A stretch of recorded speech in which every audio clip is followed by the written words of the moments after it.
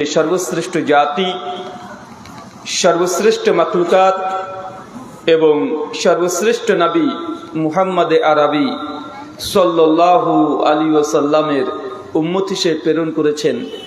সেই মহান সত্তা আল্লাহ সুবহানাহু ওয়া তাআলার সংক্ষিপ্ত শুকরে সুজুদ আদায় করি। তার নিজেরই শেখানো ভাষা দিয়ে সকলে এক বাক্যে পড়ি আলহামদুলিল্লাহ। ইসলামী দাওয়াত সেন্টারের পরিচালনায় এবং উদ্যোগে আজ পঞ্চম বার্ষিকী ইসলামী আলোচনা সভা, তারিখ 6 জানুয়ারি 2025, দুবরাজপুর, পাকুড়, ঝাড়খণ্ড। আজকের এই আলোচনা সভাটিকে সফল করার জন্য যারা সার্বিক দিক থেকে সাহায্য এবং সহযোগিতা করেছেন তাদের প্রত্যেকের নাম স্বতন্ত্রভাবে নিয়ে শুকরিয়া আদায় করা সম্ভব নয়। তারপরেও যারা অর্থ, শ্রম, মেধা, দোয়া এবং পরামর্শ দিয়ে এবং দূর দূরান্ত থেকে যেসব দিনী ভাই এবং বোনেরা আলোচনা শ্রবণের উদ্দেশ্যে এসেছেন এবং আজকের এই সভার সভাপতি, সহসভাপতি সহ অতিথি এবং বিশেষ অতিথি যারাই সহযোগিতা করেছেন, আল্লাহ সুবহানাহু ওয়া তাআলা তুমি তাদের প্রত্যেকের নেক নিয়াত এবং নেক আমলগুলোকে কবুল করে নাও, সকলে পড়ি আমিন। মহান সত্তা আল্লাহ সুবহানাহু ওয়া তাআলার কাছে দোয়া, এই প্রার্থনা, আল্লাহ সুবহানাহু ওয়া তাআলা আমরা মানুষ, আমরা কম বেশি ছোট বড় ভুল ত্রুটি বিচ্যুতি গুনাহ পাপ অন্যায় করে থাকি। আজকের এই আলোচনা সভার ওসিলায় আমাদের পেছনের ছোট ছোট গুনাহগুলোকে তুমি ক্ষমা করে দাও, সকলে পড়ি আমিন। সম্মানিত সুধী, বাদ মাগরিব থেকেই বিভিন্ন আলোচক তারা পবিত্র কোরআনুল কারীম এবং হাদিসে মুবারাকা থেকে অনেক গুরুত্বপূর্ণ আলোচনা আপনাদের সামনে পেশ করেছেন। আজকের এই আলোচনা সভার অন্তিম লগ্নে আপনাদের সামনে উপস্থিত হয়েছি। আপনারা আগে থেকে অবগত আছেন, নির্দিষ্ট একটি বিষয়ের উপরে আলোকপাত করার জন্য লিখিতভাবে জানানো হয়েছে। আমার আলোচ্য বিষয় ইসলামে অর্থ উপার্জনের তরিকা।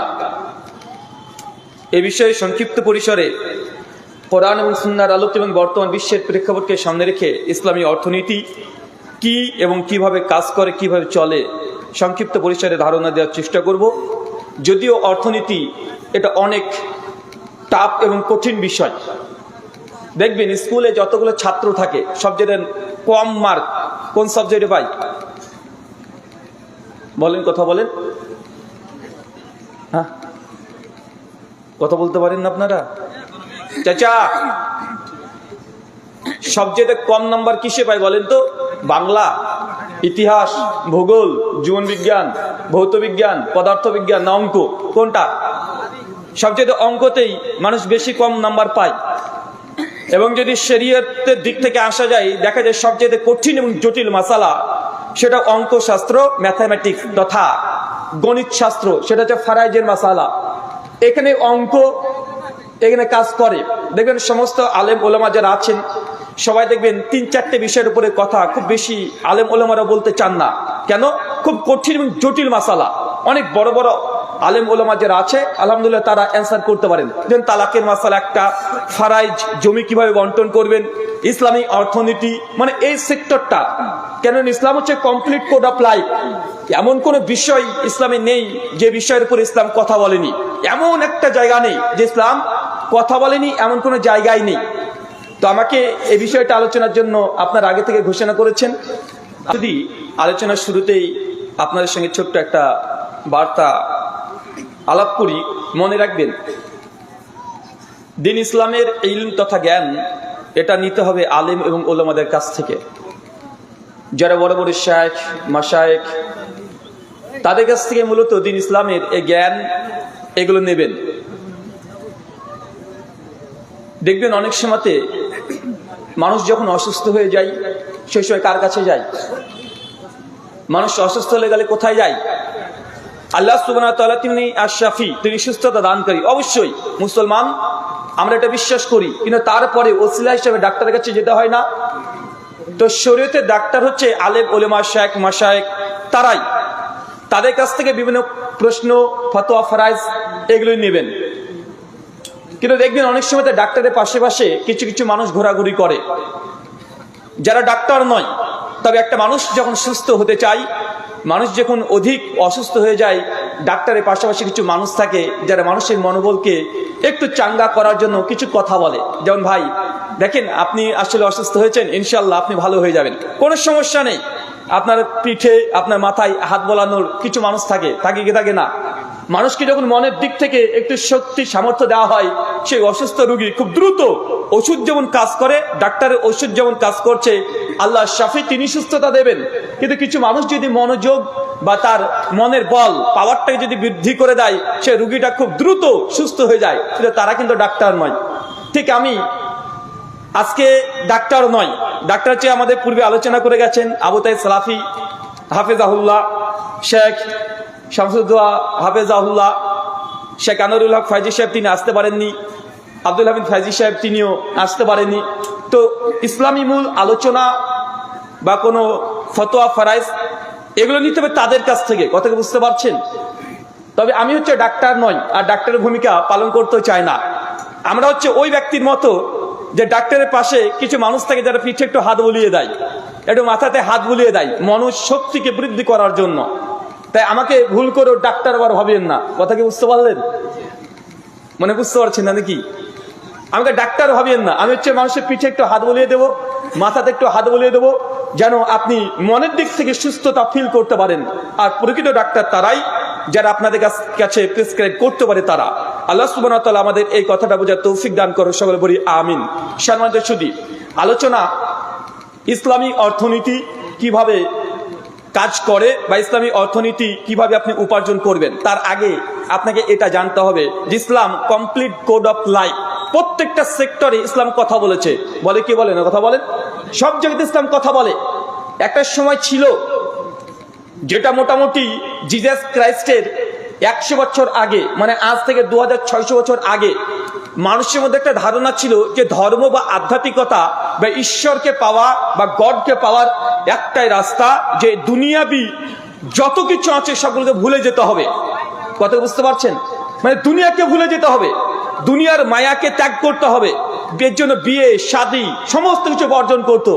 মানুষকে দেখেন না, অনেক মানুষ আছে যে ধার্মিক হতে চাইলেই তারা দুনিয়াকে পরিত্যাগ করে দেয়। তারা বিশ্বাস করে যদি ঈশ্বরের সঙ্গে কানেকশন করতে চাও তাহলে বিয়ে শাদী করার প্রয়োজন নেই, কারণ বিয়ে করলে ছেলে হবে, স্ত্রী হবে, বাবা মার হক সকলের হক আদায় করতে হয়, আর সকলের হক আদায় করতে গেলে এই দুনিয়ার মায়ায় তুমি আচ্ছন্ন হয়ে যাবে। অতএব তুমি দুনিয়াকে ভুলে যাও যদি ঈশ্বরকে পেতে চাও। এই জন্য দেখবেন বন জঙ্গল বিভিন্ন মঠে বিভিন্ন ধার্মিকরা সেই সময় গিয়ে তারা নিজেদের সন্ন্যাস জীবন যাপন করতো। এমন মানুষ আছে না নাই? আছে না নাই? এখন অনেক মানুষকে দেখবেন আমাদের হিন্দু সনাতনীদের মধ্যে দেখা যায় যারা ধার্মিক হওয়ার জন্য সন্ন্যাস নেয় বা বৈষ্ণবী মতবাদে বিশ্বাসী।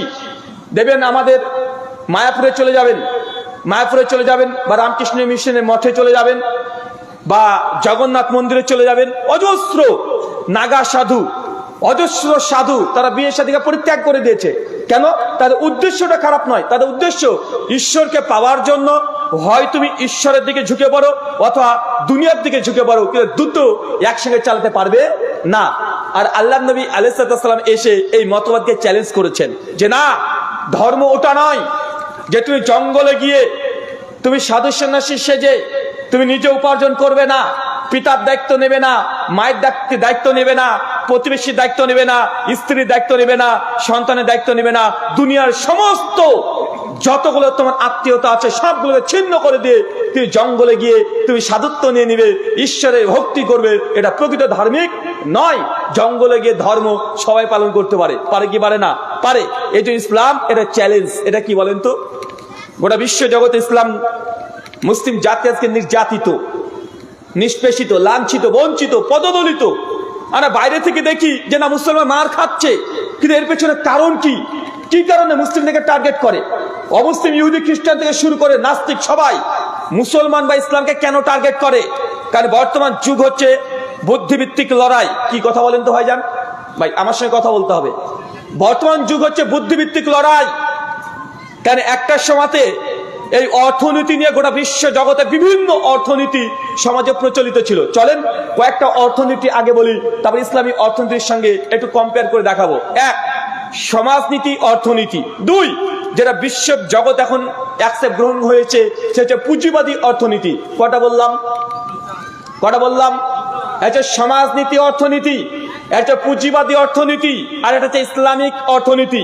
আমরা মুসলমান ইসলামী অর্থনীতিতে বিশ্বাসী, কিন্তু গোটা বিশ্ব জগৎ এখন চলছে পুঁজিবাদী অর্থনীতি, ক্যাপিটালিজম। কি বলেন তো, আরো জোরে বলেন। পুঁজিবাদী অর্থনীতি, আর তার আগে ছিল সমাজনীতি অর্থনীতি। চলেন সংক্ষিপ্ত পরিসরে তিনটে অর্থনীতি দেখি, এবং ইসলাম যে অর্থনীতির দিক থেকে সবচেয়ে সেরা কেন এটা তুলনা করে আপনাকে দেখাবো অল্প কথাতে।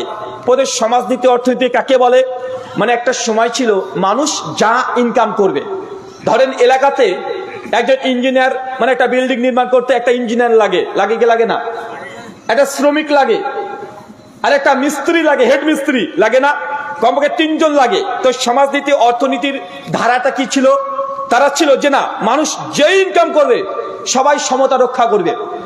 তাই ইঞ্জিনিয়ার যা বেতন পাবে দিন শেষে ওই বেতনই পাবে একজন সাধারণ শ্রমিক, আবার ওই বেতনই পাবে একজন হেড মিস্ত্রি।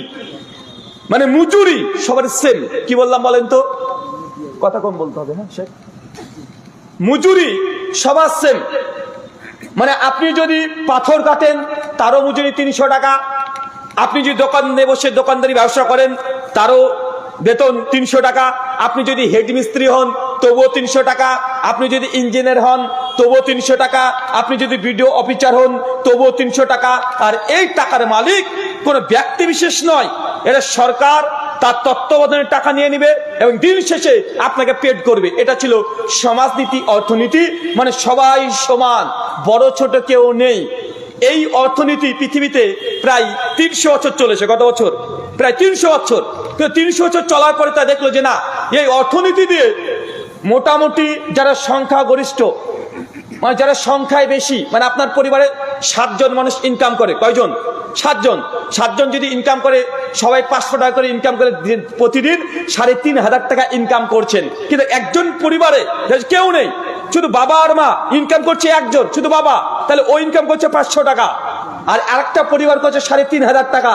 এই জন্য দেখা গেল যে না, যারা সংখ্যাগরিষ্ঠ তারা দিন দিন ধনী হয়ে যাচ্ছে, আর যাদের ইনকাম করার পাওয়ার বা ক্ষমতা নেই, মানে আপনি ন্যাংরা, আপনি পঙ্গু, চোখে দেখতে পান না, কিন্তু আপনার কোনো ইনকাম নেই, আস্তে আস্তে আস্তে আস্তে একটা সেক্টর অটোমেটিক ধসে পড়লো। 300 বছর এই অর্থনীতি চলার পরে এই অর্থনীতিকে বাতিল করে দেওয়া হলো। কি করা হলো? বাতিল করা হলো। তারপর চলে আসলো এই ক্যাপিটালিজম, মানে পুঁজিবাদী অর্থনীতি। এটা কেমন? এটা একজন শ্রমিক যা ইনকাম করবে, আপনি যা ইনকাম করবেন, এই টাকার মালিক আপনি। কে? কথা বলেন। টাকার মালিক কে? আপনি যদি আজকে 500 টাকা ইনকাম করেন, এই টাকার মালিক কে? আপনি। আরেকজন যদি 5,000 টাকা ইনকাম করে, এই টাকার মালিক কে? আপনি। মানে টাকা যে ইনকাম করছে সেই হচ্ছে মালিক, আর এই টাকার উপরে কারো অধিকার নেই। কেউ আপনাকে এই টাকার উপরে কোনো ট্যাক্স বসাবে না। আচ্ছা, ইসলামী অর্থনীতি কি? ইসলামী অর্থনীতি এই 2 অর্থনীতির মিডিল আছে। কেমন? যেমন একজন মুসলমান, আজকে আপনি টাকা ইনকাম করলেন 5,000 টাকা, 5 লাখ টাকা, ইসলাম নিষেধ করে না। দিন শেষে টাকা যা রোজগার করবেন, আলহামদুলিল্লাহ এই শব্দ বলবেন। কি বলবেন? আলহামদুলিল্লাহ। এই শব্দ বললেই আপনি আজকে সারাদিন যত ইনকাম করেছেন হালাল ইনকাম, আলহামদুলিল্লাহ এই শব্দের দ্বারাই এই টাকা, এই অর্থ পবিত্র হয়ে যায়। তবে এই টাকার মালিক শুধু আপনি ব্যক্তি একা নয়, এই টাকার উপরে গরিব মিসকিন তাদের হক আছে না নাই? আছে না? পুঁজিবাদী অর্থনীতি যেটা আমাদের ইন্ডিয়াতে চলছে, একটা ব্যক্তি মাসে 50,000 টাকা ইনকাম করছে, মাসে 50,000, 1 লাখ, 10 লাখ, কিন্তু টাকার উপরে কারো হক আছে? কথা বলেন। গরিব মিসকিনের হক আছে? নাই। না, পুঁজিবাদী অর্থনীতিতে নেই। এটা কোথায় আছে? ইসলামী অর্থনীতিতে। যেমন একজন ব্যক্তি আপনাদের এলাকাতেই একজন শিক্ষক, টিচার, সে যদি 1 লক্ষ টাকা বেতন পায়, তাহলে সরকার আপনাকে বাধ্য করবে না যে তার আশেপাশে প্রতিবেশী যারা আছে সে যা খাচ্ছে তাকে খেতে দিতে হবে। সরকার এ কথা বলে না। পুঁজিবাদী অর্থনীতি সিস্টেম নেই। বা ওই যে 1 লক্ষ টাকা ইনকাম করছে, বছর শেষে বা মাস শেষে তাকে তার প্রতিবেশী গরিব মিসকিন মানুষকে কিছু অর্থ ডোনেট করতে হবে। সরকার এটা বাধ্য করে? সরকার বাধ্য করে না। ক্যাপিটালিজম বাধ্য করে না। হ্যাঁ, মানুষ যদি উদার হয় মন চাইলে দিতে পারে স্বেচ্ছায়, কিন্তু সরকার বা এই পুঁজিবাদী অর্থনীতি আপনাকে বাধ্য করবে না। কিন্তু ইসলাম যদি কায়েম হয়ে যায় ইসলামী অর্থনীতি, আপনি যদি মাসে 1 লক্ষ টাকা ইনকাম করেন বা 5 লক্ষ টাকা করেন, যদি হালাল হয় কোনো সমস্যা নেই, কিন্তু আপনার এই টাকার উপরে গরিব, মিসকিন, অসহায় তাদের হক আছে না নাই? আপনি যে রান্না করে খাবার রান্না করছেন, এই খাবারের ওপরে পুঁজিবাদী অর্থনীতির সমাজ কোনো দায়িত্ব বা সমাজের ওপরে কোনো তাদের হক বা অধিকার নেই, কিন্তু ইসলামী অর্থনীতির মধ্যে যদি আসেন তাহলে হক আছে না নাই? আল্লাহ নবী সহিহ বুখারী হাদিস না 27 পরিষ্কারভাবে বলে দিয়েছেন যে মুমিন সেই ব্যক্তি নয় যে বাড়িতে নিজে পেট পুরে নিজে খাবে, তার প্রতিবেশী অভুক্ত থাকবে, এ প্রকৃত মুমিন। কথা বলেন না? তার মানে ইসলামী অর্থনীতি খুব সূক্ষ্ম। মানে আপনি যা ইনকাম করবেন, যদি ইনকাম যদি বছর শেষে 85 গ্রাম স্বর্ণ, কত গ্রাম স্বর্ণ? 85 গ্রাম, এটা কয় ভরি হয়? 7.5 ভরি। তো 7.5 ভরি যদি অতিরিক্ত হয়ে যায়, তখন ওই টাকার ওপরে, ওই সম্পত্তির ওপরে, ওই অর্থের ওপরে গরিব, মিসকিন, অসহায় মানুষের আল্লাহ একটা অধিকার দিয়ে দিয়েছে যে তুমি ইনকাম করছো 2.5% তোমার এর প্রতিবেশী যারা আছে গরিব মিসকিন তাদেরকে এই অর্থ দিয়ে সহযোগিতা করতে হবে। ইসলাম এটা চায় না কেউ থাকবে 10 তলায় আর কেউ থাকবে গাছতলায়। ইসলাম এই মতবাদকে, এই অর্থনীতিকে কবর দিয়ে দিচ্ছে 1400 বছর আগে। মানে বুঝতে পারলেন না? পুঁজিবাদী অর্থনীতি আমাদের গোটা বিশ্বে চলছে এখন, পশ্চিমা থেকে ধার করা। আজকে একটু আগে একটা রিপোর্ট পড়ছিলাম, স্টেজে এসেই একটু সার্চ করে দেখলাম যে পুঁজিবাদী অর্থনীতির বর্তমান প্রেক্ষাপট কি। তো এখানে বিবিসি একটা নিউজ করছে 2021 সালের 18 ফেব্রুয়ারিতে, বলছে বর্তমান বিশ্বের মোট 52% সম্পদের মালিক কেবল এই পৃথিবীর 1% মানুষ। কথাটা বুঝতে পারেননি? কত ভয়ঙ্কর! মানে গোটা বিশ্ব জগতে যত সম্পত্তি আছে, অর্থ, টাকা পয়সা, সোনা, গোল্ড যা আছে, সমস্ত অর্থের 52% মানুষ, মানে 52% অর্থ 1% মানুষের কাছে আছে। কত পার্সেন্ট মানুষের কাছে? 1% মানুষ। মানে তারা কোটিপতি, মিলিয়ন, বিলিয়ন, ট্রিলিয়ন পতি হয়ে গেছে। মাত্র 1% মানুষের কাছে 52% অর্থ গোটা বিশ্বের তারা কুক্ষিগত করে রেখে দিয়েছে। 2, এরপরে বলছেন যে বর্তমান বিশ্বের বাকি 46%, 52 আর 46 কত হলো? 46% বাকি যে অর্থ, এই অর্থ আছে মাত্র 3% মানুষের কাছে। কত পার্সেন্ট? কত পার্সেন্ট? মাত্র 3% মানুষের কাছে। তার মানে হিসাব দাঁড়াচ্ছে গোটা বিশ্ব জগতে যত সম্পত্তি, যত টাকা, যত অর্থ, যত সম্পদ, সমস্ত কিছু টোটালি গোটা বিশ্ব জগতের মধ্যে মাত্র 3000 মানুষের কাছে এই 98% সম্পত্তি তারা কুক্ষিগত করে রেখে দিয়েছে। আর গোটা টাকা, অর্থ যা ঘোরাঘুরি করছে এটা মাত্র 2%। কত পার্সেন্ট? তার মানে কি বুঝলেন? তার মানে পুঁজিবাদী অর্থনীতি এটা যারা ধনী, ধনীর কাছে সম্পত্তি কুক্ষিগত হয়ে যায়, আর গরিব মিসকিন যারা, তারা সারা জীবন কি থাকবে? গরিব মিসকিন থাকবে। কেন? এখানে অনেকগুলো কারণ আছে। চলেন এবার ধারাবাহিক পর্যায়ে একটু একটু বলি। আলোচনার শুরুতে চাচা একটু জটিল হবে, বোঝার চেষ্টা করেন, ইনশাআল্লাহ সমাধান আস্তে আস্তে পাবেন। আমি আলোচনাতে প্রথমে বিভিন্ন মাথা বের করে রাখবো, আর সমস্ত মাথাগুলো শেষে গিয়ে আপনাকে যুক্ত করে দিব। এই পুঁজিবাদী অর্থনীতি আর ইসলামী অর্থনীতির মূল পার্থক্য হচ্ছে এটাই, পুঁজিবাদী অর্থনীতি মুষ্টিমেয় 2000-3000 মানুষের কাছে ওরা বিশ্বের টাকাগুলোকে তারা কুক্ষিগত করে রেখে দিতে পারবে, কিন্তু ইসলামী অর্থনীতি পারবে? পারবে? আপনার টাকা যত বেশি হবে, গরিব মিসকিন মানুষ তত জাকাতের হার বেশি পাবে। আপনার টাকা যত বেশি হবে, দান সদকার হাত তত বেশি হবে। আপনার টাকা যত বেশি হবে, তত একটা একটা করে আপনার উপরে দায়িত্ব বাড়তাবে। কিন্তু পুঁজিবাদী অর্থনীতি বা ভারতবর্ষে যে অর্থনীতি চলছে, কোশ্চিন কালেও আপনি কোটিপতি হন, জোর করে কেউ আপনার কাছে টাকা নিয়ে গরিব মানুষকে দিতে পারবে? পারবে? পারবে না। এটা হচ্ছে গোটা বিশ্ব জগতে ইসলামের সঙ্গে চ্যালেঞ্জ। কারণ পশ্চিমা বিশ্বে তারা দেখেছে, একটা সময় ছিল, সেই সময় তারা মনে করত খ্রিস্ট ধর্ম 100 কঠোরপন্থী ছিল, কিন্তু বিভিন্ন ইসলাম, যে সেকুলারিজম, লিবারিজম, ফ্যামিনিজম, এরা এসে তাদের ধর্মীয় অনুভূতিকে মাটির সঙ্গে মিশিয়ে দিয়েছে। সনাতনী হিন্দু, তাদের মধ্যে একটা ধর্ম অনুভূতি আগে ছিল, এটা এখন আর তাদের মধ্যে দেখতে পাবেন না। গোটা বিশ্ব জগতে যে ধর্মটা পৃথিবীর সমস্ত আদর্শকে চ্যালেঞ্জ করতে পারে, সে ধর্মের নাম কি? ইসলাম। সব জায়গাতে, কোন জায়গায় নাই? এখন যদি বলা হয় যে দেখেন বাইবেল দিয়ে গোটা বিশ্বকে আপনি পরিচালনা করেন, ভাই করতে পারবে খ্রিস্টানরা? পারবে? কারণ বাইবেলের সব ল আছে, সব আইন আছে? নাই।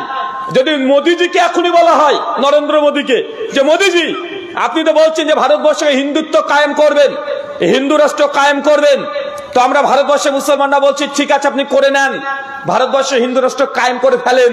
এখন হিন্দু রাষ্ট্র যদি কায়েম করেন তো কি দিয়ে করবেন? হিন্দু সনাতন শাস্ত্র দিয়ে। তো হিন্দু সনাতন শাস্ত্র যদি ল হয়ে যায় তো ভারতবর্ষকে চালানো সম্ভব? চলতে পারবে? আমি কয়েকদিন আগে বলেছিলাম যদি ভারতে যদি হিন্দু রাষ্ট্র কায়েম হয়ে যায় তাহলে ভারতবর্ষে মানুষ মাত্র বাঁচবে 100 বছর। কত বছর? মাত্র 100 বছর। আর 100 বছর পরে ভারত আর মানুষ পাওয়া যাবে না, শুধু গোমাতা ঘুরে বেড়াবে। গোমাতা বুঝেন তো? আবার গরু কি বলেন তো? কেন? কারণ কেউ যদি বলে যে হিন্দুত্ব রাষ্ট্র কায়েম করব, হিন্দু রাষ্ট্র কায়েম করব, আর সবাই যদি আমরা হিন্দু হয়ে যাই, ফর সেক অফ আর্গুমেন্ট, তর্কের খাতিরে বলছি, জাস্ট 140 কোটি ভারতবর্ষে যত মানুষ আছে, সে হোক হিন্দু, মুসলমান, বৌদ্ধ, জৈন, খ্রিস্টান, কলবিন, মুসলিম, সবাই বললো যে ঠিক আছে আমরা হিন্দু হয়ে গেলাম।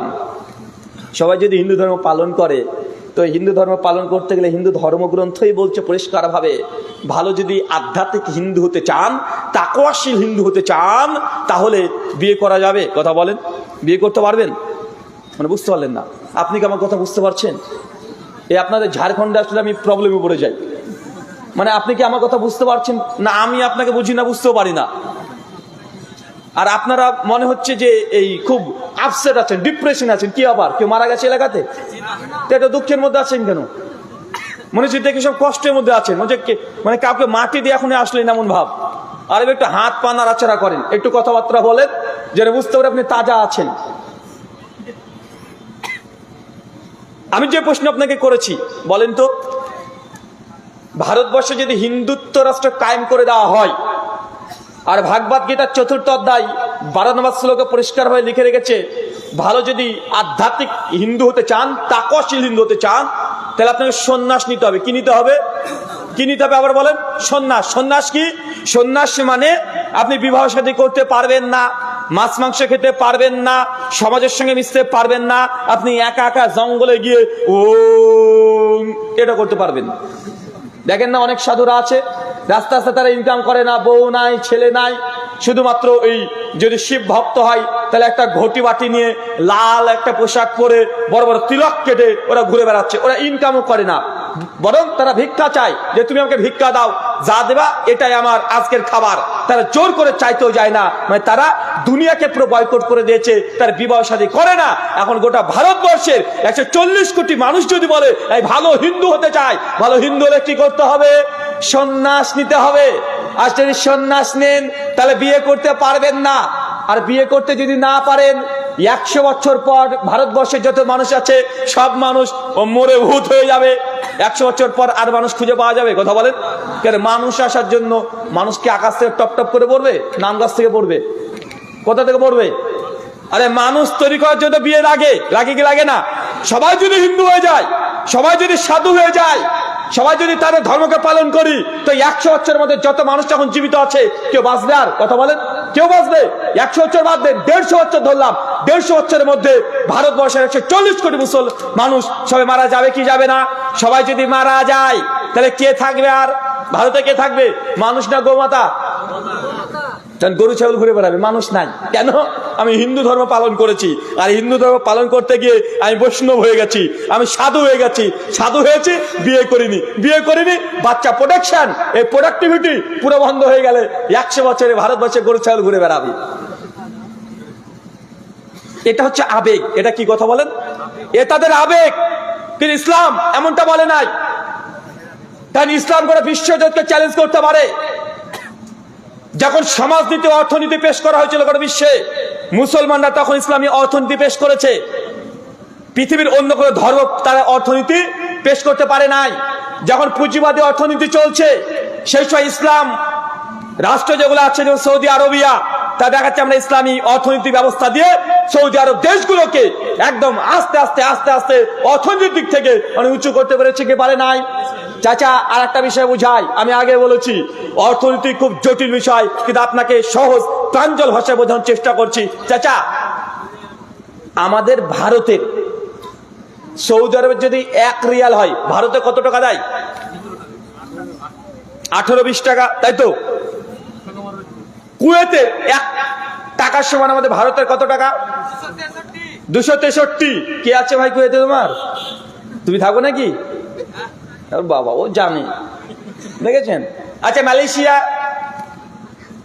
মালয়েশিয়ার টাকা কি বলে? রিঙ্গিত। কি বলে? রিঙ্গিত। তো মালয়েশিয়ার 1 টাকা যদি হয় 1 রিঙ্গিত, ভারতে কমপক্ষে 18 থেকে 20 টাকা। সৌদি আরবের 1 রিয়াল, ভারতে 18 থেকে 20 টাকা। পৃথিবীতে টোটাল 56খন ইসলামী রাষ্ট্র আছে। কয়টা? 56। যেমন দুবাই, কুয়েত, কাতার, মালয়েশিয়া, ইন্দোনেশিয়া, সবগুলো ইসলামী রাষ্ট্র। প্রত্যেক ইসলামী রাষ্ট্র যেগুলো আছে দেখেন, তাদের টাকার দাম বেশি। কি দাম বেশি? কুয়েতের 1 টাকা মানে ভারতের প্রায় 270 টাকা। চিন্তা করতে পারছেন? এই টাকার তো দাম কেন? টাকার দাম এই জন্যই যে কোন রাষ্ট্রে কোন অর্থনীতি চলে, কিভাবে টাকা রোজগার করে। আমাদের মোদিজির টাকার দাম সবচেয়ে কম। মোদিজির টাকার দাম বেশ কম না ভাইজান? সৌদি আরবের 1 টাকা দিলেই ইন্ডিয়ার আমি 20-22 টাকা পাচ্ছি। কাতারের আমি 1 টাকা দিলে ইন্ডিয়ার আমি পাচ্ছি প্রায় 250 থেকে 300 টাকার কাছাকাছি হয়ে যায়। তো এই যে ইন্ডিয়ার টাকার দাম এত কম, কারণ অর্থনীতি দুর্বল। কি দুর্বল? অর্থনীতি দুর্বল। এখান থেকে মোটামুটি আঁচ করা যায় যে সৌদি, কুয়েত, কাতার, বাহরাইন যেগুলো আছে ইসলামী রাষ্ট্র, ইসলামী অর্থনীতি সেগুলো চলে। ইসলাম যে কোরআন সুন্নাহর যে অর্থনীতি আছে সে অর্থ নীতি সে চলে। এই জন্য তারা তাদের টাকার দাম আস্তে আস্তে বৃদ্ধি পেতে শুরু করে দিয়েছে। জিডিপি বেড়ে চলেছে। কিন্তু আমাদের ভারতবর্ষের মতো এই তৃতীয় পক্ষের যে রাষ্ট্রগুলো আছে তাদের অর্থনীতি আস্তে আস্তে আস্তে আস্তে ভাঙতে ভাঙতে শেষের দিকে। বাংলাদেশের প্রেক্ষাপট দেখেন, টাকার দাম কমতে শুরু করে দিয়েছে। পাকিস্তান কমতে শুরু করে দিয়েছে। কেন? তারা ইসলামী অর্থনীতিকে ফলো করে না, তারা ব্রিটিশ যে অর্থনীতি, পুঁজিবাদী যে সিস্টেম অর্থনীতি, সেটাকে ফলো করে। এইখান থেকে বুঝতে পারছেন ইসলামী অর্থনীতির দ্বারা একটা রাষ্ট্রের কল্যাণ হতে পারে কি পারে না? পারে না? পারে। চলেন দুনিয়ার বাস্তবতা আপনাকে বুঝাই। এই গোটা বিশ্ব জগতে মানুষ যেহেতু গুনাহ করে, পাপ করে, কিসের জন্য করে জানেন? 2টো জিনিসকে যদি ফ্রি করে দেওয়া হতো, 1 টাকা পয়সা, আর 2 যৌনতা। আর যদি বলা হতো দুটোতে কোনো পাপ নেই, তাহলে কোনো মানুষ হয়তো জাহান্নামে যেত না। যেত? যদি বলে তো যৌনতা ফ্রি, মানে যাকে মন চায় তার সঙ্গে শুয়ে থাকবে, কোনো সমস্যা নাই। যাকে পছন্দ তার সঙ্গে শুয়ে থাকবে, ফিজিক্যাল রিলেশন করবে। মানে এই ব্যভিচার, যৌনতা, জেনা, ব্যভিচার, এগুলো যদি পাপ বা গুনাহ না হতো, মানুষ সবাই পীর সাহেবে বসে থাকতো। তাহলে গুনাহ কই? গুনাহ খুঁজে পাবে না। আর অর্থনীতি, টাকা পয়সা রোজগার, মানে হালাল হারাম, এই দুটো যদি না থাকতো তাহলে মানুষ আর জাহান্নামে যেত না। ইসলাম এই দুটো জিনিসকে কন্ট্রোল করেছে। ইসলামী অর্থনীতির পাশাপাশি আগে জীবনের বাস্তবতা বুঝেন। জামে তিরমিজি হাদিস 2417, আল্লাহ নবী বলছেন কিয়ামতের মাঠে প্রত্যেক আদম সন্তানকে 5খানা প্রশ্ন করা হবে। কয়টা? আরো জোরে, কয়টা? 5টা। প্রথম প্রশ্ন, আন উমুরহিম, তোমাকে যে বয়স দিয়েছি, হায়াত দিয়েছি, এই হায়াত কোন কাজে ব্যবহার করেছো? কোন খাতে তুমি ব্যয় করেছো? কড়াই গন্ডায় সেদিন আপনাকে হিসাব দিতে হবে কিয়ামতের মাঠে। আপনাকে 3য় এবং 4র্থ যে প্রশ্ন করা হবে যে তুমি কোন পথে টাকা রোজগার করেছো আর কোন পথে টাকা ব্যয় করেছো। মানে কিয়ামতের মাঠেও আল্লাহ সুবহানাহু ওয়া তাআলা টাকা যে কোথা থেকে ইনকাম করেছেন, এর আগে চিটারি করে টাকা ইনকাম করেছেন, প্রতারণা করেছেন মানুষের সঙ্গে, বাটপারি করেছেন, দাড়ি বাটকাতে কম দিয়েছেন, সুদের টাকা, ঘুষের টাকা, পর্নোগ্রাফির টাকা, ইউটিউবে অ্যাড চলেছে, ন্যাংটামে এসেছে, ওইখান থেকে মনিটাইজেশন অন করে ওই টাকা রোজগার করেছেন। কোথা থেকে টাকা রোজগার করেছেন কিয়ামতের মাঠে প্রত্যেকটা হিসাব আপনাকে দেওয়া লাগবে। শুধু টাকা রোজগার নয়, টাকা কোথায় দান করেছেন এই দানের হিসাব আল্লাহ নেবেন। প্রশ্ন কটা হবে টাকা প্রসঙ্গে? কথা বলেন। আমরা শুধু ইনকামেরটাকে গুরুত্ব দিই, কিন্তু কোথায় যে টাকা দিচ্ছি এটাকে আমরা ততটা গুরুত্ব দিই? কথা বলেন। এর হিসাব পরপর দুটো হবে। প্রথম, টাকা পয়সা রোজগার কোথা থেকে করেছো, এর সুদের টাকা, ঘুষের টাকা, জেনা করা টাকা, সিনেমা হল খুলে দিয়েছেন ওই টাকা, বিড়ি সিগারেট জর্দা পান নেশাদার দ্রব্য বিক্রি করে যে ইনকাম লাভ্যাংশ হয়েছে ওই টাকা, মানুষের সঙ্গে প্রতারণা করছেন ওই টাকা, মানুষের 1 বিঘা জমির মধ্যে দিয়ে 1 হাত জমি জোর করে জবরদখল করে নিয়েছেন, ওইখান থেকে যে ফসল উৎপন্ন হচ্ছে ওই টাকা, মানুষের গাছ থেকে চুরি করে ফল বিক্রি করেছেন এই টাকা, ট্রেনে চলে যাচ্ছেন, ট্রেনে আপনি টিকিট কাটেন নাই, ওই যে 20 টাকা বা 40 টাকা আপনি দেন নাই, কিন্তু টাকা আপনার অ্যাসেট হয়ে গেল, এই টাকা সেখানে খরচ হওয়ার কথা কিন্তু খরচ করেন নাই, এই যে 40 টাকা এটা আপনার লাভ হলো না? কথা বলেন। এখন এই টাকা মানে কোথা থেকে টাকা রোজগার করেছেন? 1 কেজি কেরোসিন তেল দোকান থেকে কিনতে গিয়েছেন, দোকানদার 950 গ্রাম দিয়েছে। 1 লিটার পেট্রোল কিনতে গেছে, বোতলে আছে 900 গ্রাম, 1 লিটার দাম নিচ্ছে। গ্রাম গ্রাম অনেক মানুষকে দেখা যায় তারা কেরোসিন তেল কেনে, বলে 1 লিটার, জার আছে 850 গ্রাম, মানে 850 গ্রাম বিক্রি করছে, 850 গ্রাম দিচ্ছে। আর গ্রাম গ্রাম যখন কিনছে ওই জার, ওটা 1200। হয় কি হয় না কথা বলেন চাচা? হয় না? গ্রামে গ্রামে কেরোসিন তেল কিনছে, ডিজেল কিনছে, ওখানে দেখা যাচ্ছে যে জারটা আছে ওটা আলাদাভাবে তৈরি করা, বলছে 1 লিটারের জার, কিন্তু আটে আসলে কত? 1200 গ্রাম। আবার দোকানদার ওই গিয়ে দোকানে বিক্রি করছে, ওর জন্য আবার আলাদা ধোঁয়া, আলাদা পাত্র, ও আবার যে ধোঁয়া করে মেপে দিচ্ছে ওটার 1 লিটার না, ওটা 850। মানে কেনা আর বেচা, আগে 400 গ্রাম ও মেরে দিয়েছে। এখন যতই এইভাবে কাজগুলো করুক, কিয়ামতের মাঠে প্রত্যেকটা টাকা কোথা থেকে ইনকাম করেছেন, কোথায় খরচ করেছেন, দুটো আপনাকে কড়াই গন্ডা হিসাব দিতে হবে। কেন? কারণ দুনিয়া এটা ক্ষণস্থায়ী। মিশকাত হাদিস 5156, আল্লাহ নবী বলছেন, একদিন তুই মদিনা রাস্তা দিয়ে যাচ্ছেন, কোথায় বলেন তো চাচা? মদিনাতে নবী যাচ্ছেন, একটা মরা কান কাটা ছাগল, কি ছাগল বলেন তো? কান কাটা মরা ছাগল আল্লাহ নবী তুলেছেন, তুলে সাহাবীকে বলছেন যে সাহাবী আমার, এই কান কাটা মরা ছাগলটা দেখতে পাচ্ছ? জি দেখতে পাচ্ছি। ইয়া রাসূলুল্লাহ, আমরা সবাই দেখতে পাচ্ছি। নবী বলছেন, এটা তোমরা কেউ 1 দিনার বা 1 দিরহাম দিয়ে কিনবে? মানে 1-2 টাকা দিয়ে কেউ কি তোমরা কিনবে ছাগলটা? সাহাবীরা ছাগলের দিকে তাকে হচ্ছে, ইয়া রাসূলুল্লাহ, আরে ছাগল তো মরা, মৃত, তারপর কান কাটা। আর আরবদের স্বভাব, তারা কোনো খোঁজযুক্ত কোনো প্রাণী তারা গ্রহণ করে না। বলছে, ইয়া রাসূলুল্লাহ, ছাগল তো মৃত, আরে এর যদি জীবিত হতো তবুও কিনতাম না, এটা কান কাটা। আল্লাহ তখন বলছেন যে তোমাদের নিকটে যেমন মৃত ছাগল, এর যেমন কোনো মূল্য নেই, এর গোটা দুনিয়া, গোটা সৃষ্টি জগৎ আল্লাহ সুবহানাহু ওয়া তাআলার কাছে তেমনই মৃত ছাগলের নাই, আল্লাহর কাছে মূল্যহীন। কিন্তু তারপরে মানুষ এই দুনিয়া নিয়ে মেতে থাকে, থাকে কি থাকে না? দুনিয়া নিয়ে মানুষ তারপরে মেতে থাকে। একাধিক হাদিস দ্বারা প্রমাণিত হয়। সহিহ মুসলিম মিশকাতে আছে হাদিস না 5157 নম্বর হাদিস। আল্লাহ নবী তিনি দুনিয়ার বাস্তবতা বুঝাচ্ছেন। তিনি বলছেন যে কোন মানুষ যদি দুনিয়ার আখিরাত কি, কোনটা দুনিয়া কোনটা আখিরাত, নবী বলছেন একটা মানুষ একটা সমুদ্রের মধ্যে আঙ্গুল পুরে দিয়েছে। সমুদ্র বুঝেন? সমুদ্র যদি না বুঝেন, পানির বোতলটা বুঝেন। একজন মানুষ পানির বোতলে যদি কেউ আঙ্গুল পুরে দেয়, আঙ্গুলটা পুরে দেওয়ার পরে তুলেছে, আপনি যতটুকু আঙ্গুলে পানি লেগে আছে এটা হচ্ছে দুনিয়া। কি বলেন তো ভাইজান? এটা দুনিয়া। আর যেটা বোতলে পড়ে থাকলো ওটা হচ্ছে আখিরাত। দুনিয়ার চাইতে আখিরাত এত বিশাল, কিন্তু মানুষ তারপরেও এই ক্ষণস্থায়ী দুনিয়ার জন্য মাত্র 20-30 বছর সে ভালো থাকতে চায়। এই জন্য সে সারা জীবন অনন্তকাল মানুষ ভুলে যাচ্ছে। আপনি বলেন তো, আপনি চিন্তা করে আপনি দেখেন আপনি জীবনে কত বছর বাঁচবেন। আপনার বয়স এখন 30 বছর, আর হয়তো আপনি 20 থেকে 25 বছর ইনকাম করবেন। তারপরে আমাদের প্রত্যেকের কবরে যেতে হবে, হবে কি হবে না? কিন্তু এই 20 বছর ইনকাম করতে গিয়ে কত রকমের হারাম উপার্জন আপনি করছেন, যে হারাম উপার্জন করলে কিয়ামতের মাঠে আল্লাহ আপনাকে প্রশ্ন করে ওখানে আটকে দিবে। মানুষের কোনো এখানে দ্বিধা নেই। অনেক মানুষের রিজিক নিয়ে সংশয় আছে। কয়েকটা সংশয় আপনাদের দূর করব। যে যৌক্তিক সংশয়, অনেক নাস্তিক অ্যাথিস্টরা বলে যে তাকদির বলে কিছু নেই, তুমি চেষ্টা করো ফল পেয়ে যাবে, যে চেষ্টা করে সে ফল পায়। ভাই বলে কি বলে না? বলে না? বলে টাকা আজকে আমি ইনকাম করেছি, এটা আল্লাহ দিবে কেন? আরে আমি চেষ্টা করেছি তাই তো আল্লাহ আমাকে দিয়েছে। আর আমি যদি কাজ না করি আল্লাহ কি আমাকে ঘরের মধ্যে বসে থেকে দিয়ে দিবে?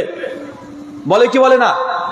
বলছে এই টাকা যেটা আমি রোজগার করলাম 500 টাকা, যদি বলি ভাই টাকা তো আল্লাহ আপনাকে অনেক দিয়েছে, কিছু মানুষ দেখেন বলে আল্লাহ দিয়েছে মানে, আরে আমি পরিশ্রম করেছি, আমি কষ্ট করে উপার্জন করেছি, রাত দিন এক করে দিয়ে আমি টাকা উপার্জন করেছি, অতএব যে কষ্ট করবে সে ফল পাবে। এই কথা বলে কি বলে না? এই কথাটা যৌক্তিক না এবং অযৌক্তিক। কেন আপনাকে বলি, রিজিক এটা নির্ধারিত। ইসলামী আকীদা কি কথা বলে? রিজিকটি নির্ধারিত। মিশকাত হাদিস 5300 নম্বর হাদিস। আল্লাহ নবী বলছেন একজন মানুষের রিজিক নির্ধারিত, যতক্ষণ সে রিজিক প্রাপ্ত না হচ্ছে ততক্ষণ ওই ব্যক্তির মৃত্যু হবে না। এতটুকু বুঝতে পারলেন? রিজিক আল্লাহ নির্ধারণ করে দিয়েছে যে আপনি কত কুইন্টাল চাল খাবেন, কয়টা গরুর মাথা খাবেন, কয়টা ছাগলের মুন্ডু খাবেন, কয়টা মুরগি খাবেন, কয়টা সবজি খাবেন, সবকিছু এটা লিখিত আছে। যতক্ষণ নির্দিষ্ট রিজিক না পাচ্ছেন জীবনে আপনি কত টাকা রোজগার করবেন এটাও নির্ধারিত, জীবনে কত লাখ টাকা ইনকাম করবেন এটাও নির্ধারিত। মানে আপনি চাইলে বেশি ইনকাম করতে পারবেন এটা না, মানে আল্লাহ যা নির্ধারণ করে দিয়েছে আপনি তাই পাবেন, জোর করে আপনি কিছু করতে পারবেন না। এখন আমাদের প্রশ্ন আসে, তা চেষ্টা করলে কি রিজিক বাড়তে পারে? ইসলামী আকীদা যে না, সম্ভব নয়। উদাহরণ দিয়ে বুঝতে পারবেন। ভাই আপনারা ক্লাসে 3 জন ফার্স্ট বয় ছিলেন, মনে পড়ে? 3 জন ফার্স্ট বয়, 3 জন একসঙ্গে পরীক্ষা দিচ্ছে, পরীক্ষা দিয়ে 3 জনই চাকরি পেয়েছে, 3 জনই ডাক্তার হয়েছে, নাম্বার মার্ক সব সেম, 3 জনই ডাক্তার, 3 জনের নাম সুনাম সেম হয়? হয় সেম? আপনিও ধরেন একটা টুকটুকি কিনেছেন, আপনার পাশের জন্য টুকটুকি কিনেছে, দুজনই একদম ভোর 6টার দিকে বেরিয়ে পড়লো টুকটুকি নিয়ে, দুজনই চেষ্টা করছে, চেষ্টা কোনো ত্রুটি নেই। সন্ধ্যার শেষে এসে দুজনকে সেম ইনকাম করতে পারে? তা আপনি বললেন যে চেষ্টা করলেই ফল পাওয়া যায়, আর চেষ্টাটা সবাই করছে। আরে ডাক্তার, ও ডাক্তার, আরেকজনের ডাক্তার, অনেক সময় দেখা যায় যে একজন ভালো ডাক্তারের চাইতে কম ডাক্তার নাম বেশি হয়ে গেছে। ভাই আছে না নাই কথা বলেন? তার বেচাকেনা বেশি, তার রিজিক বেশি, তার ইনকাম বেশি, তার সম্মান বেশি, তার মান বেশি, মানুষ থেকে চিনে বেশি। কিন্তু একজন ব্যক্তি ও অনেক পড়াশোনা করেছে, অনেক চেষ্টা করেছে, অনেক পরিশ্রম করেছে, তারপরে তাকে মানুষ চেনেও না, তার ইনকামও কম। তার মানে বোঝা গেল এই রিজিক এটা মানুষের হাতেও নয়, মানুষ চেষ্টা করলেও পারবে না, বরং এটা আল্লাহ সুবহানাহু ওয়া তাআলার হাতে। কার হাতে? এটা আল্লাহ তাআলার হাতে। নচেত যদি পরিশ্রম করলে রিজিক বাড়ে, যে যত বেশি কষ্ট করবে তার রিজিক তত বেশি বাড়বে। তাহলে মাঠে যারা কাজ করে তারা পরিশ্রম সবচেয়ে বেশি করে, তাদের টাকা বেশি হওয়ার কথা ছিল, ছিল কি ছিল না? তার পরিশ্রম তো তাদের বেশি। তাই মনে রাখবেন, চেষ্টা করলেও যদি তাকদীরে যদি না থাকে আপনি সফল হবেন না। তার মানে এই নয় যে আপনি চেষ্টা করবেন না। আল্লাহ সূরা জুমা 9 নম্বর আয়াতে জানিয়ে দিয়েছেন যে তুমি রিজিক অন্বেষণ করতে থাকো, আল্লাহ সুবহানাহু ওয়া তাআলা তোমার যা রিজিক তোমাকে পাইয়ে দিবে। আপনি ঘরে বসে থাকলে আল্লাহ রিজিক দেবে না। এই দুটো বিষয় আমাদের রিজিক নিয়ে সবচেয়ে বেশি সংশয়। একটা বাস্তব ঘটনা বলি। আমার একটা বন্ধু কয়েক বছর আগে আমাকে বলছে, রুহুল আমিন ভাই তোমার সঙ্গে একটা কথা শেয়ার করতে চাই। আমি জি বলো। উনি এসে বলছেন যে আমার আব্বা ছিল 3 বছর কি 10 বছরের কথা বলেছিল, 3 বছর ধরেন, 3 বছর ধরে আমার আব্বা অসুস্থ ছিল। চাচা কি বলেন তো? অসুস্থ ছিল। তারপরে বলছেন যে কিছুদিন হলো মাস্টারে খোলা আমার আব্বা মারা গেছে। আমি তখন তার আব্বার জন্য দোয়া করছি। উনি তখন বলছেন তোমার সঙ্গে একটা কথা শেয়ার করতে চাই। আচ্ছা বলো। উনি তখন বলছেন যে আব্বা যখন জীবিত ছিল 3 বছর অসুস্থ, প্রতিদিন আব্বার জন্য 100 টাকার করে ঔষধ কিনতাম। কত টাকা? বলছে আব্বাকে প্রতিদিন আমি 100 টাকার করে ঔষধ কিনে দিতাম। আমার দোকান খুব বড় নয়, আমি ছোট ব্যবসায়িক, সারাদিনে আমার লাভ 200-400 টাকা হয়। গোটা দোকান যদি দোকান হয়, ওই দোকানে মাল যাচ্ছে 10,000 টাকারও মাল নেই, ছোট ব্যবসায়ী। বলছে আমার বেশি বেচা কেনা হয় না, সারাদিন বসে থাকলে 200-400 টাকা ইনকাম হয়ে যায়। তো প্রতিদিন রাত্রিবেলাতে দোকান থেকে ফেরার সময়তে আব্বার জন্য 100 টাকার করে ওষুধ আমি দীর্ঘ 3 বছর ধরে আমি কিনে নিয়ে যাই। 1 মাসের ওষুধ কিনতে পারি না, 3000 টাকা হচ্ছে, প্রতিদিন কিনে নিয়ে যাই 100 টাকা করে। আমি তার কথা শুনছি। উনি তখন বলছেন সেই সময় যে ইনকামটা ছিল ওর মধ্যে থেকে 100 টাকা করে প্রতিদিন খরচ হতো, মাসে 3000 টাকা। উনি বলছেন যে আমার আব্বা মারা গেছে মাস 4 হলো। তো হঠাৎ করে আমার মধ্যে প্রশ্ন চলে আসলো যে আমি তো আব্বার জন্য প্রতিদিন 100 টাকা করে খরচ করতাম ঔষধে, আব্বা তো মারা গিয়েছে, টাকা তো খরচ হয় না, আব্বা তো চলে গেছে দুনিয়া থেকে, এই 100 টাকা তো খরচ হয় না। মাসে 3000 টাকা, 4 মাস থেকে আমি খুঁজি টাকাটা কই, আব্বা নাই, ওষুধ লাগে না, তো 3,000 টাকা মাস শেষে অতিরিক্ত এক্সেস হবে কি হবে না? হবে কি হবে না? হওয়ার কথা। উনি বলছেন যে না আমি পাই না, আমি অনেক চেষ্টা করছি, 3 বছর আমি 100 টাকা করে ওষুধ দিয়েছি, 3,000 টাকা চলে গেছে, 4 মাসের আব্বা নেই। তো ওই যে 3,000 টাকা বা প্রতিদিন 100 টাকা করে অতিরিক্ত, ওটা তো আমার লাভের খাতা দেখতে পাবো, কিন্তু আমি পাই না। এটা কিভাবে সম্ভব? আমি তো বুঝতে পারলাম, ভাইকে বললাম যে ভাই এটা হচ্ছে রিজিক। যতদিন তুমি তোমার আব্বা জন্য তুমি খরচ করেছো, ততদিন তোমার আব্বার রিজিক আল্লাহ তোমার আমল নামায় আল্লাহ দিয়ে দিয়েছে। যখন তোমার আব্বা কবরে চলে গেছে, তোমার আব্বাও তোমার রিজিকটা কবরে নিয়ে চলে গেছে। কত কি বুঝতে পারলেন?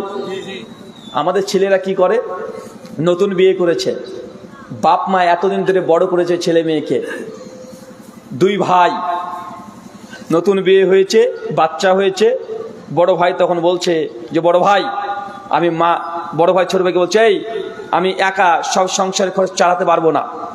বুঝতে পারলি? ছোট ভাই বলছে তো কি করবো, আমিও তো পারবো না একা। বাড়িতে মিটিং বসেছে, কি হয়েছে ফলাফল? বলছে মা থাকবে বড় ভাইয়ের কাছে আর বাপ থাকবে ছোট ভাইয়ের কাছে। আছে না নাই? আছে না? কেন? সন্তান ওই ছেলে বুঝে নিয়েছে যে বাপ মাকে যে খাওয়াবো এটা আমার উপার্জনের টাকা খাওয়াচ্ছি, আমার পরিশ্রম করার টাকা খাওয়াচ্ছি, কিন্তু বুঝে নাই তুমি যদি বাপ মার দায়িত্ব নিয়ে নাও, পৃথিবীর প্রত্যেকটা মানুষ তার নিজের রিজিক নিয়ে এসেছে। তোমার বাপ মা এখন আর ইনকাম করতে পারে না, কিন্তু রিজিক আছে, তার আমলে রিজিক আছে। যখন তুমি তার দায়িত্ব নিয়ে নিবে, আল্লাহ সুবহানাহু ওয়া তাআলা তোমার আমলে, তোমার অর্থের মধ্যে তোর বাপের রিজিক যা খায়, যা পড়ে, যা তুমি খরচ করবে, আল্লাহ কোন দিক থেকে তোমার আমল নামায় আল্লাহ সেই রিজিকটাকে ট্রান্সফার করে দেয়। মানুষ বুঝে নাই, ঝামেলা করছে, বড় ভাই ছোট সে ঝামেলা করছে যে আমি বাপ নিব না, তুই মানে, আর আমি 3 মাস টাকা ওষুধ দিয়েছি, আরে এই মাসে তো আমি আব্বার ওষুধ কিনে দিলাম, পরের মাসে তুমি দাও। কিন্তু ওই ভাই যদি বুঝতো, ছেলে যদি বুঝতো যে বাপের যদি আমি মাসে 3000 টাকা ওষুধ আমি ক্রয় করে দিই, ওই টাকাটা ওই রিজিক বাপের, আল্লাহ সুবহানাহু ওয়া তাআলা তার আমলনামায় দিয়ে দিচ্ছে। কেন? দায়িত্ব সে নিয়েছে এই জন্য। চলেন, আপনি বুঝতে পারছেন না এই জিনিসটাকে উল্টো করে একটু বুঝাই। মেয়েরা, একটা মেয়ের বয়স 40 ধরন হয়ে গেছে, মেয়েটার বাচ্চা নেই, বাচ্চা হয় না, বা বিয়ে করেনি, পৃথিবীর সমস্ত বিজ্ঞান সায়েন্সকে ডেকে আনেন, মেয়েটার স্তন থেকে 1 ফোঁটা দুধ বের করতে পারবেন? চাচা, একটা মেয়ের বয়স 40 ধরেন, ও বিয়ে করেনি বা বিয়ে করেছে কিন্তু বাচ্চা হয় নাই, এরকম মেয়ে আছে না নাই? এখন গোটা বিশ্বের ডাক্তার সায়েন্সকে যদি একত্রিত করে দেন, তারপরে কি 1 ফোঁটা ওই স্তন থেকে দুধ বের করানো সম্ভব? সম্ভব নয়। কিন্তু একটা 16 বছরের মেয়ের বিয়ে দিয়েছেন, 1 বছর পর বেবিজ কনসেপ্ট করেছে, বাচ্চা যদি দুনিয়াতে চলে আসে, দুগ্ধ চলে আসে কি আসে না? আসে না। কেন? এটা রিজিক। এটা কি রিজিক? কিভাবে আসে? একটু বায়োলজিক্যাল বিষয়টা আপনাকে বুঝিয়ে বলি। স্বামী স্ত্রী যখন ফিজিক্যাল রিলেশন করে, শুক্রকীট ডিম্বাণুর সঙ্গে একত্রিত হবে, যখন আল্লাহ সুবহানাহু ওয়া তাআলা একটা শুক্রকীটকে কবুল করে নাই, বাচ্চা যেদিন কনসেপ্ট করছে ওই দিন দেখবেন মেয়েদের রজ তথা মেন্স এটা বন্ধ হয়ে যায়। বন্ধ হয় কি হয় না? ওটা কি? রক্ত, নাপাক রক্ত, দুর্গন্ধযুক্ত রক্ত, এটা একটা অপ্রয়োজনীয়, একটা বজ্র পদার্থ। যেই দিন মা সন্তান বেবি কনসেপ্ট করেছে সেই দিন থেকে দেখবেন তার রজ, তার এই ঋতুস্রাব হায়েজ এটা বন্ধ করে দেয় আল্লাহ। কেন করে দেয়? এখন এই রক্ত, নাপাক রক্ত, এই নারীটা ওই বাচ্চার নারীর সঙ্গে আল্লাহ যুক্ত করে দেয়। যতদিন পেটে থাকবে কি খাবে? কি খায়? ওই রক্তটা খেয়ে খেয়ে বড় হচ্ছে। তার রিজিক মায়ের পেটে আল্লাহ ব্যবস্থা করে দিয়েছে। আপনি ব্যবস্থা করে দিয়েছেন? জি। মা বুঝতে পারে, ছেলে বাপ বুঝতে পারছে যে ছেলে 10 মাস গর্ভে আছে, কোথায় খাবার পাচ্ছে। আরে যেই রজ ছিল, রক্ত ছিল নাপাক, চলে যেত, বাচ্চা আসার সঙ্গে সঙ্গে সে কানেকশনটা একটা তারের সঙ্গে একটা তার যখন কানেকশন করে দেয়, ওইভাবে আল্লাহ পেটের ভেতরে আল্লাহ মায়ের সঙ্গে তার সন্তানের কানেকশন দিয়ে দিয়েছে। নাপাক জিনিস খেয়ে মানুষ বড় হচ্ছে, মানুষ তৈরি হচ্ছে।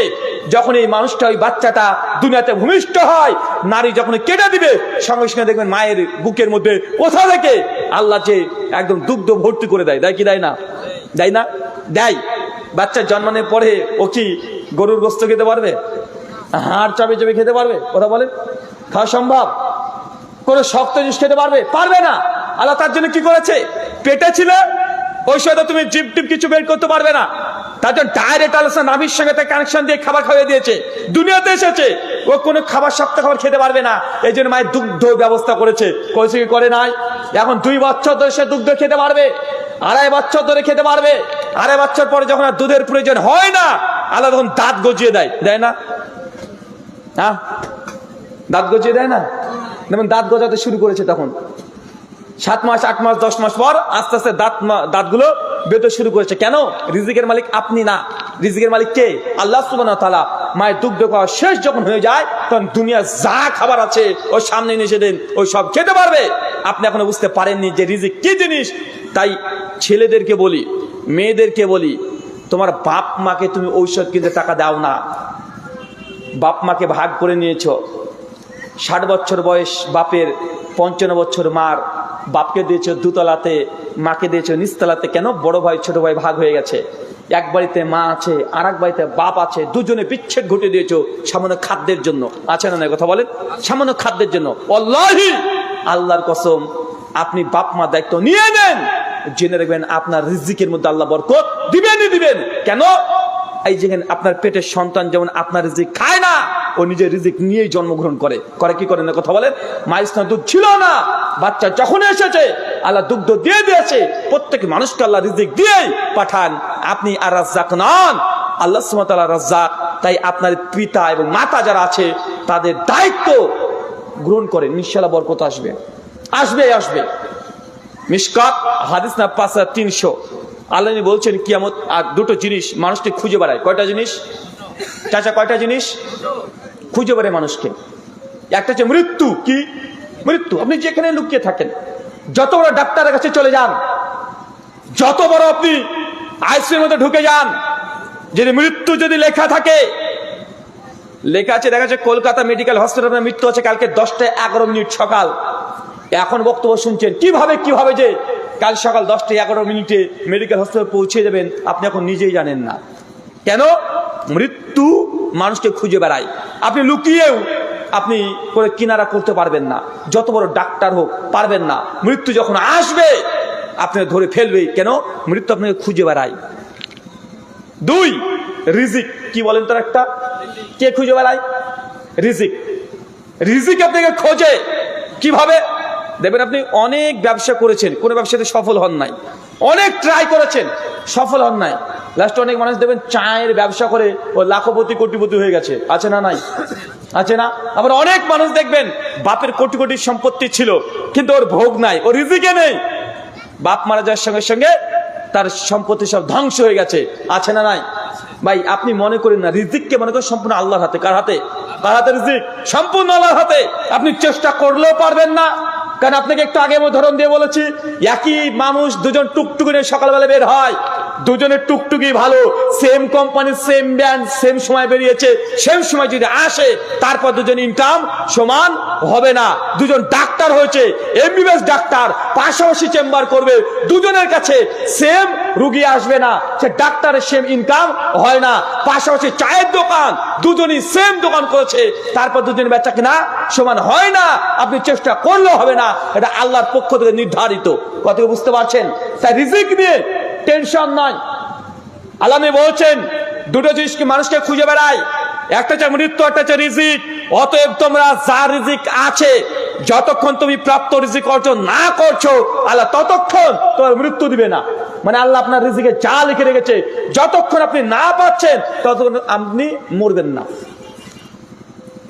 ইমাম হাজি আসকালানী ফাতুল বারীর মধ্যে বলছেন, অতএব হে মুসলমান সমাজ, তোমার রিজিক নির্ধারিত। তুমি যেই ইনকাম, যে টাকা উপার্জন করতে যাচ্ছ হারাম পদ্ধতিতে, সুদ খেয়ে, ঘুষ খেয়ে, জেনা করে, ব্যভিচার করে, ওইভাবে টাকা রোজগার করার দরকার নেই। সবর করো, ধৈর্য ধারণ করো, অচিরেই সে রিজিক তুমি অটোমেটিক হালাল পথে পেয়ে যাবে। কথা কি বুঝতে পারলেন? মানে আজকে আপনি দোকানদারি করেছেন, সারাদিন 50 গ্রাম করে আলু কম দিয়েছেন, 20 কেজি আলু বিক্রি করেছেন, টোটাল প্রায় 1 কেজি ধরেন কম আলু দিয়েছেন মানুষকে। কেন? আপনার বাটখারাটা কম করে গেছেন, প্রতারণা করছেন। এরকম আছে না? নাই? আল্লাহ নবী কি বলছেন? এই প্রতারণা করে 2 নম্বরে করে ব্যবসা করো না, তোমার রিজিক যা নির্ধারিত। এখন আপনি যদি এই 1 কেজি যে আপনি দাড়ি বেট করে কম দিয়ে ইনকামটা করলেন, 20 টাকা লাভ করেছেন, আপনি যে সবর করতেন, এই প্রতারণা না করতেন, দিন শেষে আল্লাহ সুবহানাহু ওয়া তাআলা দেখছে ওই ইনকামটাই, যেই টাকা লাভ করেছেন, অন্য কোনো দিক থেকে আপনারা দিয়ে দিতেন কি দিতেন না? আল্লাহ দিতে পারেন। তাই বলছেন যে খবরদার, হারাম অন্বেষণ করো না।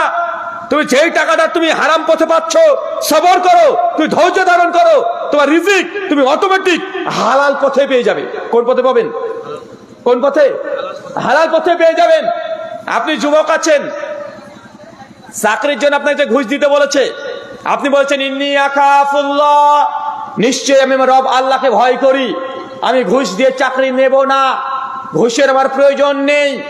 আপনি আল্লাহকে ভয় করে ঘুষ দিয়ে চাকরি নিচ্ছেন না, কারণ আপনি জানেন চাকরি করলে 20 থেকে 30 হাজার টাকা ইনকাম করতে পারবেন। আপনি আল্লাহর ভয় যদি পরিত্যাগ করে দেন, দেখবেন অচিরে সবর করেন, আপনি এমন একটা বিজনেস, এমন একটা চাকরি পেয়ে যাবেন, ঘুষ ছাড়াই এমনি সেম টাকা উপার্জন করতে পারবেন কি পারবেন না?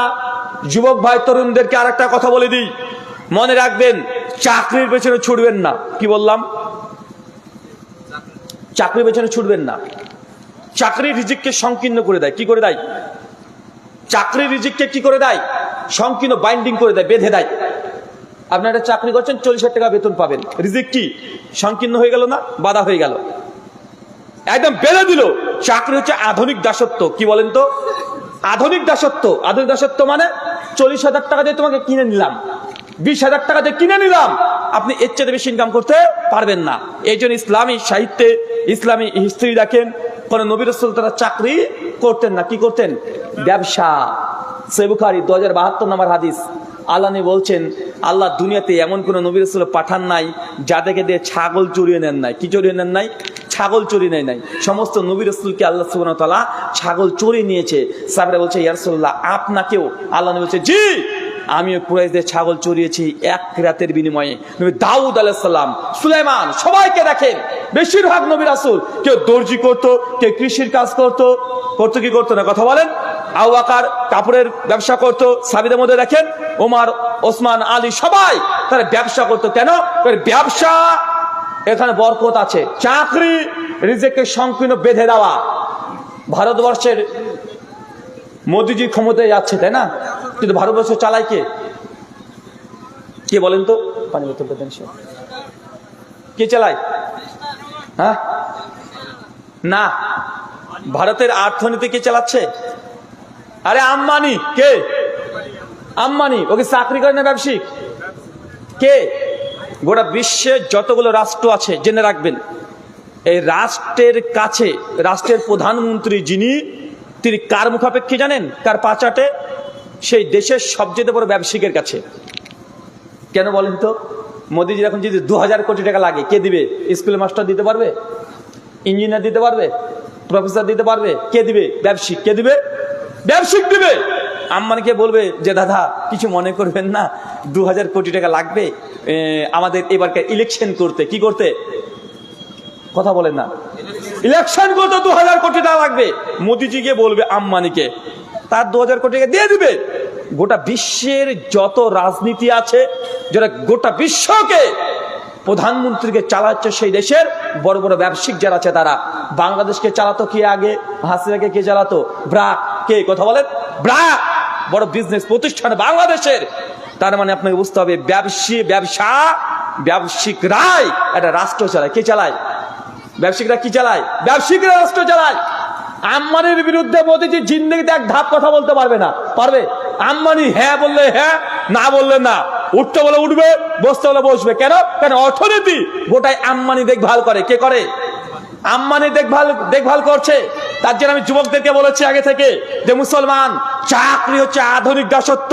আধুনিক দাসত্ব মানে আপনাকে আজকে চাকরি পেয়ে গেলেন, এই মাত্র 30-40 হাজার টাকা, এটাই বেতন, সারা জীবন ওই বেতন নিয়ে চলতে হবে। কিন্তু আপনি যদি বিজনেস করেন, ব্যবসা করেন, আপনার বরকত আসতে পারে কি পারে না? পারে কি পারে না? ব্যবসাতে বরকত আসতে পারে। ওই যে 10খানা ছাগল কিনতে বলেছি তোমাকে, তুমি তো বলছো যে হুজুর আমার বয়স তো অনেক হয়ে গেছে, কিন্তু আব্বা মা বিয়ে দেয় না। এমন লোক আছে না নাই? আচ্ছা, কে কে বিয়ে করতে ইচ্ছে করে? হাত তোলো তো দেখি। আপনার বিয়ে হয়নি? হ্যাঁ, হয়নি এখনো? কি বলে? তা হাত তুলছেন কেন? আরেকটা করবেন? আরেকটা? এই ক্যামেরাম্যান ঘোরা ওইদিকে, ওটা দ্বিতীয় বিয়ে। মাস না করবে, লিখে দাম পাত্রী চাই। আচ্ছা, কে কে বিয়ে করেছেন একটু হাত তোলেন তো দেখি। হ্যাঁ, এগুলো চাচা আপনি বিয়ে করেননি? এই চাচাগুলো করেনি? তা হাত তোলেন না কেন? মানে হাত তুলবো আবার পকেট থেকে ঠান্ডা লাগছে। আচ্ছা, কে কে এখনো বিয়ে করেননি তারা হাত তোলেন তো। যারা গরিব মিসকিন, বিয়ে করেনি, যারা বিয়ে করেনি হচ্ছে গরিব। কি বলেন তো? এই কয়টা? এই ভাই, এর তো হাত তুলতেও এত ব্যথা, শরম লাগছে। তো যারা বয়স হয়ে গেছে কিন্তু শরমের জ্বালাতে মানে হাত তুলতে পারছো না, তারা পা তোলার কথা চিন্তাও করো না। কথা বুঝতে পারলেন না? এখন তোমাদের বয়সই হয়নি বিয়ে করার। আমি যুবকদেরকে বলেছি আগে থেকেই, 10খানা ছাগল কিনেন। কি কিনবেন? চাকরি পেছনে না ছুটে 10খানা ছাগল কিনেন। 10খানা ছাগল ইনভেস্ট করেন, 6 মাস পরে ওই 10খানা ছাগল 20খানা ছাগল দেবে, দুটো করে দেবে। দেবে কি দেবে না? 30খানা ছাগল, 1 বছরে 60খানা ছাগল। নবীরা যদি ছাগল চড়াতে পারে, আপনি কত বড় সম্মানিত ব্যক্তি যে আপনি ছাগলের ব্যবসাটাকে আপনি মনে করছেন যে ছাগলের ব্যবসা মানে এটা প্রেস্টিজ হ্যাম্পার হতে পারে। আর নবীদেরকে দিয়ে আল্লাহ সুবহানাহু ওয়া তাআলা ছাগল চড়িয়ে নিয়েছেন, ছাগল চড়িয়ে তিনি বিনিময় নিয়েছেন। আপনি কত বড় বিজনেসম্যান মনে করছেন। আজকে ছাগল চড়াবেন, ছাগল চড়ানো বলতে ছাগলের বিজনেস করবেন। কোন বিজনেসটি ছোট? কথা বলেন, কোন ব্যবসা ছোট না। যখন ব্যবসা করবেন বরকত আসবে। জেনে রাখেন 3টে কারণে আল্লাহ বিজনেস বা ব্যবসা থেকে বরকত তুলে নেয়। কয়টা কারণ? দোকানদার কে কে আছেন একটু হাত তোলেন তো দেখি। এই কয়টা দোকানদার? এই কয়টা? মাশাআল্লাহ, বেশ ভালো। 3টে কারণে যে অর্থ উপার্জন করছেন আল্লাহ বরকত তুলে নেয়। কি তুলে নেয়? বরকত তুলে নেয়। প্রথম যে কারণ, মাল বিক্রয় করার সময় অনার্থক কসম কাটা, মিথ্যা কসম কাটা। কি বলেন তো? মিথ্যা কসম বুঝেন? আপনি আলু নিয়ে বসেছেন, আলু নিয়ে বলছেন, ভাই আল্লাহর কসম ভাই 32 টাকা কেজি কিনেছি, আপনাকে আমি 33 টাকা বিক্রি করছি। 32 টাকা কিনে নিও। আচ্ছা না নাই? জামে তিরমিজি হাদিস না 2519 আল্লাহ বলছেন যে মিথ্যা কসম কেটে কেউ যদি মাল বিক্রি করে, বিক্রি বেশি হবে কিন্তু বরকত থাকবে না। কি থাকবে না? বরকত থাকবে না। মানে মাল বিক্রি হয়ে যাবে, সারাদিন আপনি 10 কুইন্টাল বিক্রি করে দিলেন, দিন শেষে রাত শেষে টাকা গুনবেন, মহাজন সব টাকা নিয়ে চলে গেছে, 500 টাকা আপনার লস লেগে গেছে আজকে। এমন হয় কি হয় না? কথা বলেন। তাই মিথ্যা কসম কেটে করে পণ্য বিক্রি করা যাবে না। করবেন তো নাকি? হ্যাঁ, করবেন না? মিথ্যা কসম করে যদি পণ্য বিক্রি করেন, মাল বেশি বিক্রি হবে কিন্তু বরকত থাকবে না। এটা আল্লাহর নবীর কথা। যদি ব্যবসাতে বেচা কেনাতে যদি বৃদ্ধি করতে চান, বরকত পেতে চান, মিথ্যা কথা কি করতে হবে? কথা বলেন, বর্জন করতে হবে। 2, যখন বিজনেস করবেন ক্রেতা এবং বিক্রেতার মধ্যে কোনো প্রতারণা থাকবে না। কি থাকবে না? কি থাকবে না? আরো জোরে বলেন। প্রতারণা বোঝেন? ফলের দোকানে আছেন, একদম সামনে 4-5টা ভালো ভালো বেদানা রেখে দিয়েছেন, দুটোকে কেটে রেখে দিয়েছেন, আর ভিতরে সব মাল পচা। আছে না নাই? বেদানাতে একদম ইনজেকশন ঢেলেছেন লাল। আছে না নাই? কথা বলেন। সামনে আপনি ভালো ভালো আলু সাজে রেখেছেন, ভিতরে 4-5টা পচা ঢুকে দিয়েছেন। আপনাকে বললাম যে ভাই এই আলু কত? নতুন আলু ভাই এটা 50 টাকা কিলো। এটা কত কিলো? 35 টাকা কিলো। আপনি যখন আপনার দিকে আমি তাকালাম না, আপনাকে বললাম ভাই 5 কিলো মাপেন। আপনি 5 কিলো মাপতে গিয়ে আমি একটু গিয়েছি ওই দিকে, আপনি টুক করে 5 কিলোর মধ্যে 500-700 পুরাতন আলু ঢুকিয়ে দিয়েছেন। আছে না নাই? কথা বলেন। আছে না নাই? মানে যে কোনো যদি প্রতারণা হয় ক্রেতা এবং বিক্রেতার মধ্যে, তাহলে সেই ইনকাম হবে, ইনকাম করবেন কিন্তু কোনো বরকত পাবেন না। কি পাবেন না? বরকত পাবে না। বরকত যে কোন দিক থেকে চলে যাবে আপনি বুঝতেও পারবেন না। আজকে দেখা যাচ্ছে 5000 টাকা চিটারি করে ইনকাম করেছেন, দেখবেন আপনার স্ত্রী বলছে যে পেটটা যেন কেমন কেমন করছে। কি হবে? বহরমপুরে চলো। বহরমপুরে নিয়ে গেছে, বলছে এখন স্টোন হয়েছে। কি হয়েছে? কি হয়েছে বলেন তো? পেটে এখন আপনার স্ত্রীর কি হয়েছে? পাথর হয়েছে। কি হয়েছে? পাথর হয়েছে। কোন দিক থেকে টাকা নিয়ে নেবে আপনার? ছেলের একটা জ্বর হয়েছে, 1 টাকার ক্যালপলা বা কম্বিফ্লাম খেলে ভালো হয়ে যেত, বা প্যারাসিটিক খেলে ভালো হয়ে যেত, কিন্তু আপনি প্রতারণা করেছেন, প্রতারণা করে ইনকাম করছেন। আপনার 1 টাকার ক্যালপলে কাজ হবে না। কি করতে হবে? ভেলুরে নিয়ে যেতে হবে। কোথায়? কোথায়? ওর 1 লাখ টাকা লাগবে। ডাক্তার কাছে যাবে, ডাক্তার বড় বড় লিস্ট ধরে দেবে, তো এই টেস্ট ওই টেস্ট এই টেস্ট এই টেস্ট করে 50খানা টেস্ট করে নিয়ে চলে যাবে। কি হয়েছিল? জ্বর। কিন্তু আপনার ইনকাম সোর্স কি ছিল? কথা বলেন। ইনকাম সোর্স কি ছিল? হারাম ছিল। মানুষের কাছ থেকে প্রতারণা করে ইনকাম করেছেন। আপনি আলুর দোকানদার, সবজির দোকানদার, মুদিখানার দোকানদার, মসুরের ডালের মধ্যে 1 কেজি ডালে 50 গ্রাম কি দিয়েছেন? পাথর। আছে না নাই? ভাই এই প্রত্যেকটা ধরে ধরে বলা যাবে না যে আপনারা কোন জায়গায় প্রতারণা করেন। যে ব্যবসা করছেন, যেখান থেকে উপার্জন করছেন, খবরদার যে বিক্রেতা আর ক্রেতা দুজনের মধ্যে যেন কোনো ডুপ্লিসিটি না হয়। অনেক মোবাইলদার দোকানদার আছে, বলছে ভাই কি লাগাবেন ডিসপ্লে, বলছে অরিজিনাল, এটা স্যামসাং কোম্পানির, কিন্তু মাল ডুপ্লিকেট। আছে না নাই? বলছে ব্যাটারি অরিজিনাল নিলে 4000 টাকা, আর যদি ডুপ্লিকেট নেন তাহলে মাত্র 1100 টাকা। বলছে অরিজিনালটা লাগান, ও ডুপ্লিকেট লাগিয়ে অরিজিনাল দাম নিচ্ছে। আছে না নাই? আছে না ভাই? কত জায়গায় যে কত রকম প্রতারণা হয় মানে বলাও মুশকিল। আরে অনেক পোল্ট্রি মুরগিকে লাল করে দেশি মুরগি বলে চালিয়ে দেয়। কয়লার মুরগি, কয়লার বুঝেন তো? হ্যাঁ, কয়লার মুরগি বুঝেন কোনটা বলেন তো? ব্রয়লার না, কয়লার কি বলে পাকিস্তানি যেগুলো কক আছে, এক এক জায়গায় এক এক রকমের নাম। কয়লার বলতে ওই পোল্ট্রি মুরগির জাত হয়, ওটা দেশি মুরগির মতো দেখতে হয়, পাগুলো একটু মোটা মোটা হয়, মানুষ ওইগুলোকে দেশি মুরগি বলে চালিয়ে দিচ্ছে। আছে না নাই? আছে না নাই? বড় বড় 5 স্টার হোটেলে কুত্তার গোস খাসির গোস বলে চালিয়ে দিচ্ছে। আছে না নাই? কথা বলেন। মানে মানুষ যে বিজনেস করতে গিয়ে, উপার্জন করতে গিয়ে কত রকমের প্রতারণা করে, আর কত জায়গা থেকে কত কোয়ালিটির যে প্রতারণা হয়, এই হিসাব আপনি করতে গেলে নিজে বোকা বেনে যাবেন যে কোথায় প্রতারণা নেই, কোন ব্যবসায় প্রতারণা নেই। সব জায়গাতে প্রতারণার মধ্যে লিপ্ত আছে। কিন্তু প্রতারণার ফলাফল কি? ইনকাম হবে বেশি, কিন্তু আল্লাহ সুবহানাহু ওয়া তাআলা বরকত তুলে নেবেন। কি তুলে নেবেন? কথা বলেন। বরকত একদম পাবেন না। 3 নাম্বার, ইনকাম যাই হোক, ইনকাম যাই করেছেন, আজকে সারাদিন বেচা কেনা হয় নাই, কোনো বেচা কেনা হয় নাই, মাত্র 50-60 টাকা ইনকাম করেছেন। রাত্রিবেলা যখন দোকানটাকে বন্ধ করে আসবেন, ক্যাশ বাক্স থেকে টাকা গুনে দেখবেন মাত্র 50 টাকা লাভ্যাংশ হয়েছে। বলতো আলহামদুলিল্লাহ, আল্লাহ সুবহানাহু ওয়া তাআলা তুমি আমাকে যা রিজিক দিয়েছো, তুমি আর রাজ্জাক, তোমার সিদ্ধান্তে আমি খুশি, আলহামদুলিল্লাহ, আমি এতেই সন্তুষ্ট।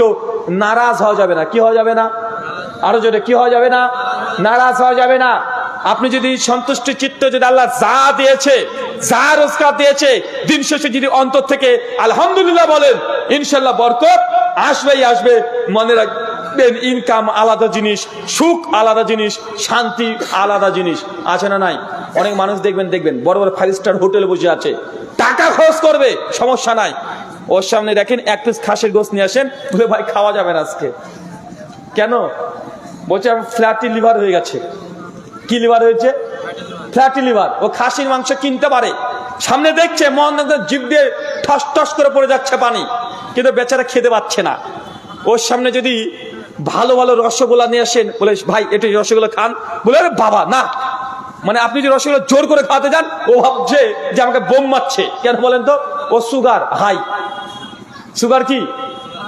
সুগার হাই, মানে ওকে মিষ্টি খাওয়ানো মানে ও হয়তো আমাকে বোম খাওয়াচ্ছে। তো আল্লাহ সুবহানাহু ওয়া তাআলা রিজিক এটা যে নির্ধারণ করে দিয়েছে, আর রিজিক আল্লাহ যা দিয়েছে আপনাকে কি করতে হবে? কথা বলেন। দিন শেষে আপনাকে আলহামদুলিল্লাহ বলতে হবে, তাই রিজিকে বরকত বাড়বে। আর দিন শেষে যা পেয়েছেন, আপনি নারাজ হয়ে গেলেন, আজ বেচা কেনা হয় না, দূর কি যে করলাম, সারাদিন লস চলে গেল, বেচা কেনা হয় নাই, এ হয় নাই, ওই হয় নাই। যদি নারাজ হন, নাশুকরি হন, কি হবে? কথা বলেন, কি হবে? রিজিক থেকে বরকত তুলে নিবে। জেনে রাখবেন, দুটো জিনিস আল্লাহ দুনিয়াতে শাস্তি দেয়। কয়টা জিনিস? দুটো জিনিস দুনিয়াতে শাস্তি পাবেন, নির্ঘাত পাবেন। এক, জেনা। কি বললাম? আপনি জেনার সঙ্গে যুক্ত আছেন, দুনিয়াতে আল্লাহ শাস্তি দেবে। কি দেবে? দুনিয়াতে আল্লাহর গজব পাবেন, যে কোনো ভাবে আল্লাহ গজব দিবে। 2, আত্মীয় সম্পর্ক ছিন্ন করা। কি বলেন তো? রক্তের সম্পর্ক ছিন্ন করা। যদি রক্তের সম্পর্ক ছিন্ন করে দেন, তাই দুনিয়াতে আল্লাহ সুবহানাহু ওয়া তাআলা আপনাকে গজব দিবেই দেবে, পরকালে তো আপনার জন্য শাস্তি আছে। খুব দ্রুত দুটো ফলাফল আল্লাহ দুনিয়াতে দেয়, আর সব বিচার দুনিয়াতে করেন না। কথা বুঝতে পারলেন? যে আপনি সুদ খান, সুদের বিচার আল্লাহ যে দুনিয়াতে দিবেন, এটা কোরআন হাদিস দ্বারা প্রমাণিত নয়।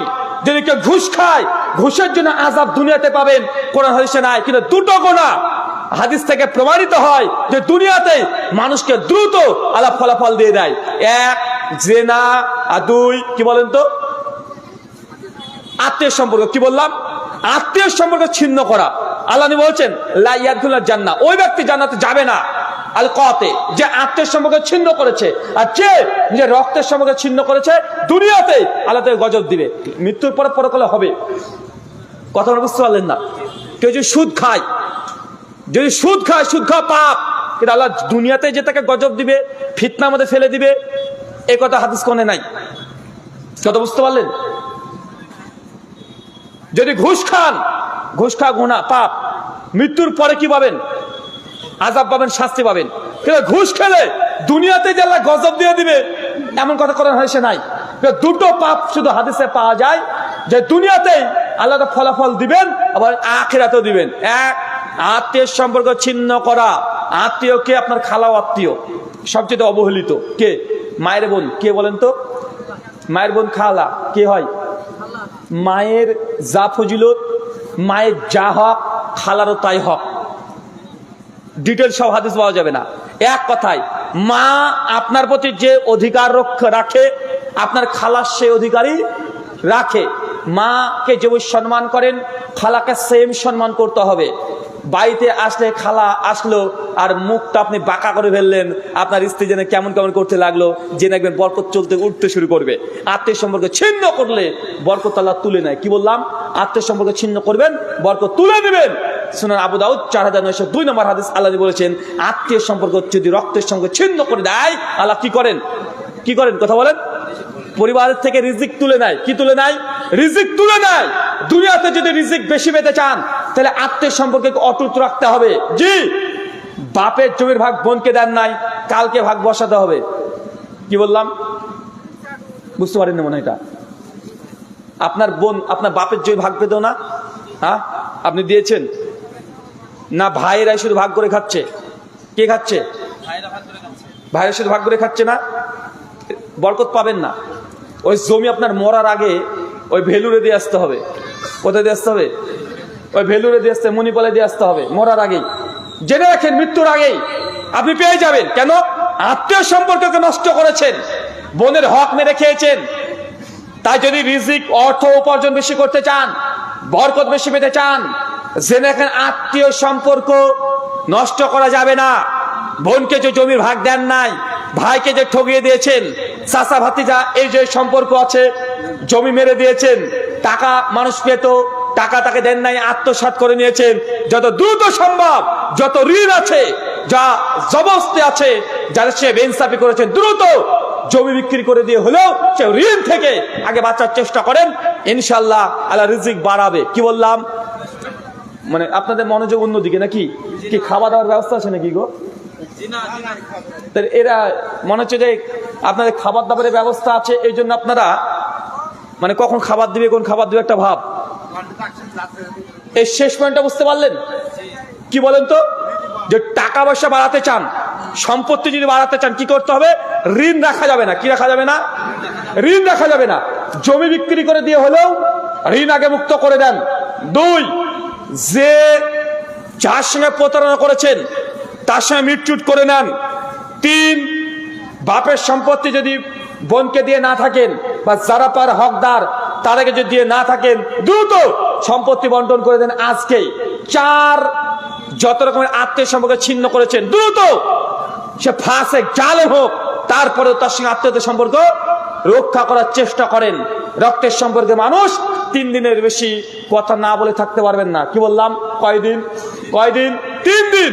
যদি এই 5টা মেনটেন করেন, ইনশাল্লাহ আপনার বাড়িতে বরকত দিয়ে পূর্ণ হয়ে যাবে। মায়েদের উদ্দেশ্যে একটা হাদিস, আমাদের আয়েশা আবু হুরায়রা রাদিয়াল্লাহু আনহু থেকে হাদিস বর্ণনা আছে, মুসনাদ আহমদের 8631 নম্বর হাদিস। আবু হুরায়রা নাম শুনেছেন?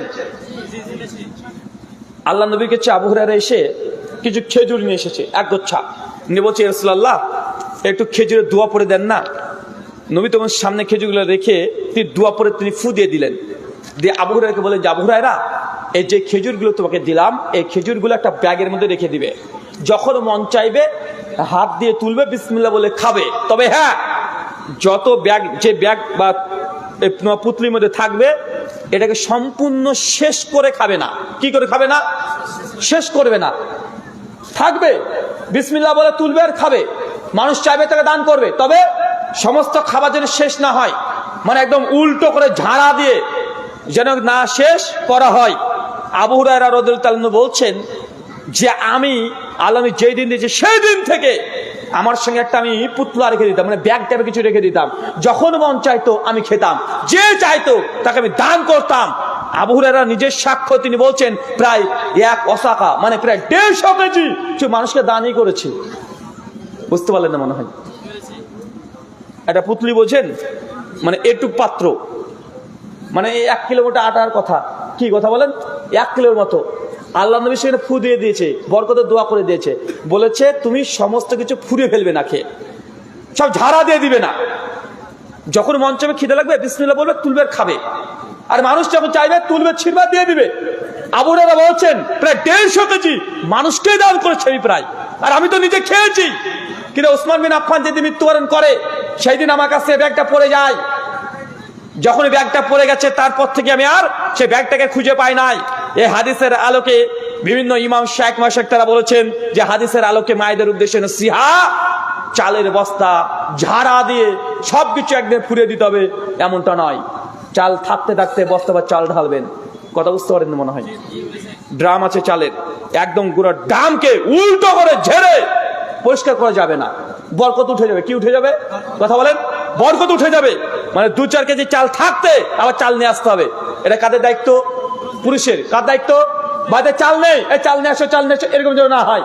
চাল থাকতে, দ্রব্য থাকতে ওই দ্রব্যের মধ্যে আবার চাল মিশিয়ে দিবেন, ইনশাআল্লাহ বরকত থাকবে। এটা নবীর হাদিসের কথা। নবীর হাদিস কি মানেন? হ্যাঁ, নবীর হাদিস মানতে মন চাই? যদি মন চাই এই আমলগুলো করবেন। যদি করেন পরিবারের মধ্যে রিজিক বাড়বে, রিজিকে বরকত আসবে। পাশাপাশি যেই 3টে পয়েন্ট আমি বলেছি, 1, মিথ্যা কসম করে কোনো পণ্য বিক্রি করবেন না। 2, ক্রেতা বিক্রেতার মধ্যে যেন কোনো রকমের প্রতারণা না থাকে। কথাকে বুঝতে পারলেন? আর 3, শেষে যা ইনকাম করেছেন আলহামদুলিল্লাহ বলবেন, ইনশাআল্লাহ বরকত চলে আসবে। এই 3টে আমল মিস করা যাবে না। কারা কারা করবো না একটু হাত তুলি তো। হ্যাঁ, সবাই করবেন? আচ্ছা, একজন দাঁড়ান তো, দোকানদার একজন হাত তুলেন তো। কেউ দোকানদার আছেন? তুমি আসো, দাঁড়াও, বলো 3টে পয়েন্ট বলেছি কি কি? করা যাবে না, আর কারোর সাথে মিথ্যা বলা যাবে না। মিথ্যা বলা যাবে না বলতে কি বললাম? এখনই গুলিয়ে ফেলেছে রে ভাই। কোন পণ্য মিথ্যা বলে বিক্রি করা যাবে না। উদাহরণ দিয়েছি না, মানে চাল বলছে, এই যে আলু বলছে আল্লাহর কসম ভাই 32 টাকা দিয়ে কিনেছি, 33 টাকা দিয়ে বিক্রি করছি, কিন্তু ও কিন্তু কিনেনি, ও 26 টাকা কিনেছে। আছে না এরকম? আছে না? মানে মিথ্যা। এক একজনে এক এক কোয়ালিটিতে মাল বিক্রি করে, অত ব্যবসা আমি বুঝি না। কত রকমের যে বিজনেস আছে, কত কোয়ালিটির মিথ্যা হয়। যারা যে ব্যবসা করেন সেই অবস্থান থেকে মিথ্যা বলে কাস্টমারের হাতে যেন কোনো মাল না যায়। 2, কিভাবে ধোকা হয়?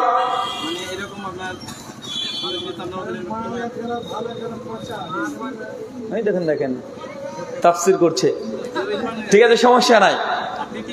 মানে কোন রকম প্রতারণা, মানে মালের সঙ্গে দেখা যাচ্ছে আপনি যেই মাল বলেছেন সেই মালই দেবেন। কথা বলেন আজা খেজুর ভাই, তাজা সৌদি আরব আজা খেজুর, সৌদি আজা খেজুর না, আজা খেজুর 700-এর মধ্যে, মানে 700 আছে আর 300 হলো মাল ঢুকিয়ে দিয়েছে। হয় কি হয় না? কথা বলেন। মানে ভাই আমি আগে থেকে বলেছি কত রকম যে প্রতারণা হয় এটা ভাই আমি বলতে পারবো না। যে বিজনেস করছেন সেই বিজনেসে প্রতারণা যেন না থাকে। তবে এখানে একটা মাসালা বলে দিই, তুমি বসো, একটা মাসালা বলে দিই। হুজুর কত টাকা লাভ করতে পারবো? ধরেন একটা জিনিস কিনছে 5 টাকা দিয়ে, 50 টাকা দিয়ে যদি বিক্রি করি 45 টাকা লাভ। 4টে কিনে বাবার নাকি করা যাবে, এত লাভ করা যাবে? লাভ একটা জিনিসের দাম 1 টাকা। উদাহরণ দিই, একটা মোবাইলের মাইক্রোফোন, আমি এই ব্যবসা করতাম তো আগে, এটা দিয়ে বলি। একটা মাইক্রোফোন আমরা কিনতাম 1110 নোকিয়া, মনে পড়ে না? 1110 নোকিয়া, ঢং করে সাপের গেম হতো। হ্যাঁ, ওই যে সাপ যেত ঢং করতো, ওই মোবাইল 1110 আমরা যখন কিনতাম 7 টাকা দিয়ে মাইক্রোফোন লাগতো। দাম কত থাকতো তখন মাইক্রোফোন? আমাদের কাছে যখন আসতো তখন আমরা নিতাম 70 টাকা, 100 টাকা। কত টাকা নিতাম?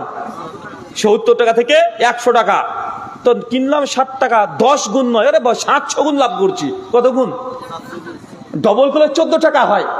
মানে আমরা 100 টাকা নিচ্ছি। এখন কোন দ্রব্য কত % লাভ করতে পারবেন? এটা একটা বড় প্রশ্ন। মনে রাখবেন, চলন্ত বাজার যত, ততই আপনি লাভ করতে পারবেন। যেমন মালের দাম 7 টাকা হোক আর 10 টাকা হোক আর 1 টাকা হোক, একটা মেডিসিন ঔষধ দেখা যাচ্ছে ক্যালপল ঔষধ 1 ফাতার দাম 1 টাকা, কিন্তু মার্কেটে বিক্রি হচ্ছে 100 টাকা। সবাই 100 টাকা নিচ্ছে, আপনি 100 টাকা নিতে পারবেন, জায়েজ, ঠিক আছে। 2, দেখছে মার্কেট প্রাইস আছে 50 টাকা, কিন্তু আমি এসেছি নতুন, হুজুর এসছে, হুজুরের মেলা টাকা, লে 100 টাকা নিয়ে নে। মার্কেট প্রাইস কত? 50, কিন্তু আপনি 100 টাকা নিয়ে নিলেন। কথা বুঝতে পারলেন না? একটা জিনিস 1 টাকা দাম, মার্কেট যদি 100 টাকাতে বিক্রি হয়, 100 টাকা নেওয়া জায়েজ, 99 টাকা লাভ করছেন জায়েজ। কিন্তু মার্কেটের অতিরিক্ত যদি চান, মার্কেটের কি অতিরিক্ত যদি 1 টাকা বেশি চান, তাহলে এই টাকাটা আপনার জন্য অবৈধ হবে। কি হবে কথা বলেন? এই টাকাটা আপনার জন্য অবৈধ হবে। বলেন যে ভাই দেখেন সব জায়গায় 70 টাকায় বিক্রি করছে, কিন্তু আসলে মাল সব জায়গায় 60 টাকায় হয়। কিন্তু দেখছেন হুজুর এসছে, আমাদের গ্রাম সম্পর্কে জানে না, বা কোনো বিএসএফ এসছে অন্য দেশ থেকে, বিএসএফ তো ও কিছু বুঝে না, নিয়ে বেশি নিয়ে একটু, এরকম আছে না নাই? তাই চলন্ত দাম যা লাভ, মানে লাভ যতই হোক না কেন আপনি করতে পারবেন। বুঝতে পারছেন? 3টে জিনিস আল্লাহ সুবহানাহু ওয়া তাআলা কবুল করো, সকলে বলি আমিন। কিছু বলছেন সে?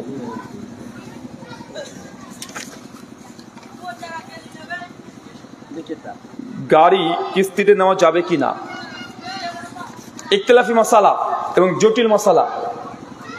গাড়ি হোক, ফ্রিজ হোক, বাড়ির আসবাবপত্র জিনিস হোক, যদি অতিরিক্ত স্বাচ্ছন্দ্যে থাকার জন্য কিনতে চান, কিনবেন না কিস্তিতে। কথা বুঝতে পারলেন?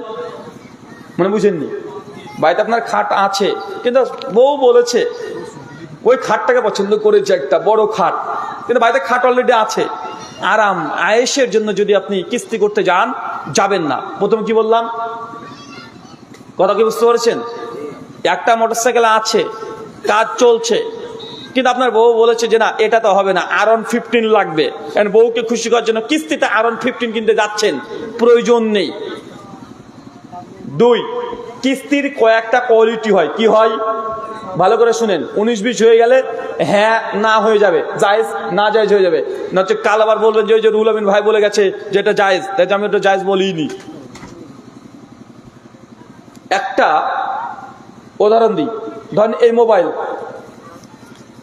এই মোবাইলটার দাম আপনি কিনতে গিয়েছেন, আমি দোকানদার, আমি বললাম যে ভাই এই যে মোবাইল, যদি নগদ কিনেন 15,000 টাকা, এখনই টাকা পেড করতে হবে, আর যদি বাকি নেন 16,000 টাকা।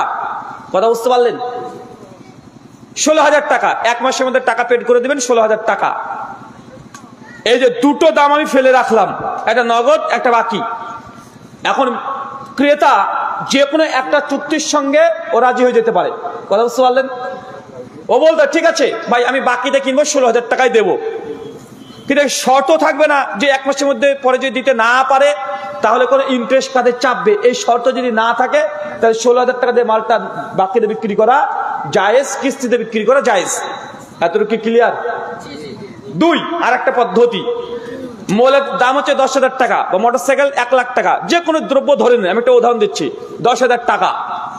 এখন বললো যে 5,000 টাকা আপনি অ্যাডভান্স করবেন, 5,000 টাকা থাকবে, এই 5,000 টাকা আপনি কিস্তিতে 10টা কিস্তিতে দেবেন, এরকমই তো হয় নাকি? 10 কিস্তিতে দেবেন, 5,000 টাকা মানে 500 টাকা করে গড়গড়ান। তবে হ্যাঁ, শর্ত যদি থাকে একটা কিস্তি ফেল করলে 50 টাকা জরিমানা, ইন্টারেস্ট, তাহলে এই চুক্তিতে এই মোবাইল ক্রয় করা যাবে না। কেন? আপনি বলতে পারেন ভাই আমি কিন্তু কিস্তি ফেল করব না, আল্লাহই করব না, নিয়ত আছে মাসে দিয়ে দেবো, তারপরে পারবে না। কেন?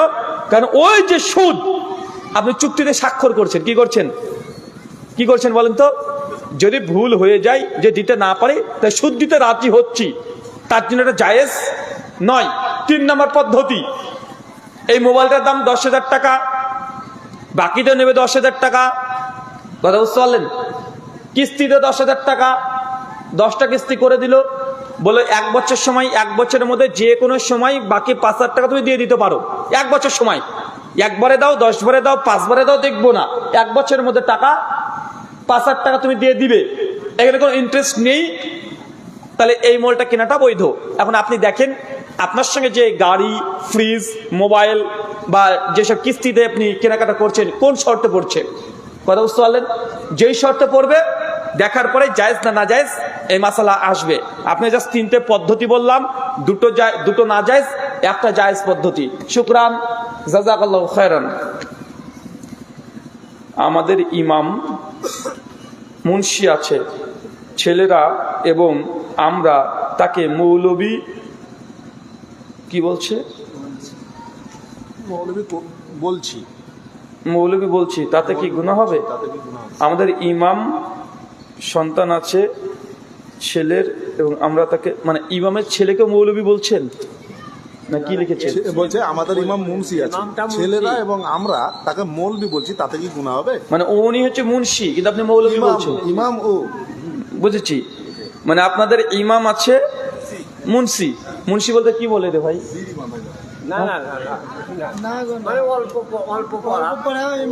ও আচ্ছা আচ্ছা, মক্তবে পড়েছিল, মানে আলেম হয়নি, সাধারণ একজন কোরআন সুন্নাহ এমনি মোটামুটি স্টাডি করে পড়াশোনা হয়েছে, কিন্তু তাকে আপনার মৌলানা বলতে পারবেন কি পারবেন না, মৌলবী বলতে পারবেন কি পারবেন না? আসলে মৌলবী মানে কি রে ভাই? মৌলবী মানে হচ্ছে যারা মূলনীতি মেনে চলে। মৌলবী মানে কি? মৌলবী মানে কি? যে কোনো জিনিসের মূলনীতি যারা মেনে চলে তারাই মৌলবী। কোনো ব্যক্তি যদি ধর্মের মূলনীতি মেনে চলে সেগুলো হচ্ছে মৌলবী। ধর্মের মূলনীতি কি? নামাজ, রোজা, হজ, যাকাত, দান, সদকা, এগুলো মেনে চলবেন, আপনি মৌলবী। ডাক্তারও মৌলবী হতে পারে, হতে পারে না? ডাক্তারের যে মূলনীতি আছে ও মেনে চলবে, ও মৌলবী। একটা ছাত্র যে স্টুডেন্ট সে যে ঠিকঠাক পড়াশোনা করে, ও মৌলবী। মানে এই যে মৌলবাদ যে শব্দটা আসছে না, মৌলবাদ মৌলবী এটা একই সেক্টর, একই দিক। মানে মৌলবাদ কাকে বলা হয়? যারা মূলনীতি মেনে চলে তারা মৌলবী। ঠিক একইভাবে এই শব্দগুলো ব্যবহার করা হয়। তবে হ্যাঁ, মৌলানা দেখো হয়নি, আর সমাজে প্রচলিত আছে মৌলানা আমরা তাকেই বলি যারা আলেম ফারেগ হয়েছে, মৌলানা হয়েছে। এখন আপনি যদি তাকে মৌলানা বলেন আর মানুষ যদি ধোকা খেয়ে যায় যে না আরে এ তো মৌলানা না, কিন্তু সে মৌলানা পরিচয় দিচ্ছে এবং উদ্দেশ্য এটাই যে আমি একজন আলেম, এটা জাহির করার জন্য, তাহলে এটা প্রতারণা। এটা কি? প্রতারণা। সে বুখারী স্পষ্ট হাদিস আছে, যারা আমার সঙ্গে প্রতারণা করবে ফালাইসা মিন্নি, তারা আমার উম্মতের অন্তর্ভুক্ত না। তাই এখানে মৌলবী শব্দ দিয়ে কোনো সমস্যা নেই, সে মুন্সি হোক বলতে পারবে। প্রশ্নটা ছেড়ে দেন। যে কোনো আলেমের আমাদের ভালো কথাটি নিব এবং খারাপ কথাটি নিব না, এটা কি করা যাবে কি? বাহ ভাই, প্রশ্ন করেছেন। হুজুর ইউটিউবে তো মেলা বক্তা আছে, তো এখন আমার ওই বক্তার বক্তব্য খুব শুনতে ভালো লাগে, কিন্তু আমাদের আহলাস হুজুররা বলেছে তার বক্তব্য শোনা যাবে না, কিন্তু আমার কিন্তু ভালো লাগে। তো আমি যে কোনো হুজুরের বক্তব্য শুনবো, যেটা ভালো সেটা আমি মানবো, আর যেটা ভালো না সেটা ছেড়ে দেবো। তো তুমি যদি সব আলেমের কোনটা ভালো আর কোনটা মন্দ বুঝতে পারো, তোমার বক্তব্য শোনার কি দরকার ভাই? তুমি তো বড় মৌলানা। এখন ধরেন একজন বড় আলেম, ধরেন বাংলাদেশের আমিরে হামজা, ও বক্তব্য দিচ্ছে, চট করে 3-4টে ভুল ভালো বলে দিল। কথা বুঝতে পারছেন? বক্তা তো ভালো, 3-4টা ভুল ভালো বলে দিল। আরেকজন জনপ্রিয় বক্তা হচ্ছে 5-6টা বিদাতি কথা বলে দিল, 3-4টে জাল হাদিস বলে দিল। আর তুমি বলছো যে সবার বক্তব্য শুনবো, তো তুমি কি বুঝতে পারবা যে কোনটা জাল হাদিস, কোনটা জয়ীফ হাদিস, কোনটা বিদাত, কোনটা শিরকি কথা বললো, কোনটা আকীদার বিরুদ্ধে গেল, কোনটা মানহাজের খিলাফ গেল? তুমি কি বুঝতে পারবা? যদি তুমি বুঝতে পারো তা তোমার আবার বক্তব্য শোনার কি দরকার? তুমি নিজে বক্তা হয়ে যাও। শোনেন, ছোট্ট একটা উসুল বলে দিই। মূল কথা হচ্ছে কার বক্তব্য শুনবেন, কার বক্তব্য শুনবেন না, কার লেখা বই পড়বেন, কোন লেখকের বই পড়বেন না। এটা নির্ভর করছে আপনি কোন পজিশনের ব্যক্তি, আপনার জ্ঞান কতটুকু আছে। এখন যদি বলা হয় আবু তাহের সালাফি হাফেজাহুল্লাহ আমাদের শেখ সভাপতি ছিলেন আজকে, উনি কি বেদাতীদের বক্তব্য শুনতে পারবে? মানে যত নিকৃষ্ট বেদাতি হোক, উত্তর হচ্ছে একদম পারবে। কেন? তার আলেম। কারণ কোনো বিদাতি যদি কোনো জাল হাদিস বলে, উনি টুক করে ধরে ফেলবেন। কেউ যেটা বিদাতি কথা বলে দেয়, টুক করে ধরে ফেলবেন। পারবেন কি পারবেন না? কথা বলেন। কিন্তু একটা রিক্সা চালক এখন যদি বলেন ওই বিদাতির বক্তব্য শুনতে পারবে, বলবো না। কেন? কারণ এই রিক্সা চালক জানেই না কোনটা সহি, কোনটা জয়ীফ, কোনটা সঠিক, কোনটা বেঠিক জানে। কথা বলেন না। তাই যারা আলেম, যারা জ্ঞান অর্জন করেছে, যে সত্য মিথ্যা এটা যাচাই করার ক্ষমতা আছে, তাহকিক করা, পর্যালোচনা করার ক্ষমতা আছে, তারা যে কোনো আলেমের বই পড়তেও পারে, যে কোনো বক্তার বক্তব্য শুনতেও পারে। সাধারণ আমজনতা যারা ধরার, তাহকিক করার ক্ষমতা নেই, বুঝার ক্ষমতা নেই, জানার ক্ষমতা নেই, টোন শুনে ভালো লাগে, তাহলে আপনি বক্তব্য শুনতে পারবেন না। আপনি কার বক্তব্য শুনবেন? যারা শুধু হক কথা বলে, জালজেব কথা বলে না, বিদাতযুক্ত কথা বলে না, তাদেরকে সিলেক্ট করেই আপনি তাদের বক্তব্য পড়বেন, তাদের আলোচনা শুনবেন। এর দলিল কোরআন আয়াত এবং হাদিসেও আছে।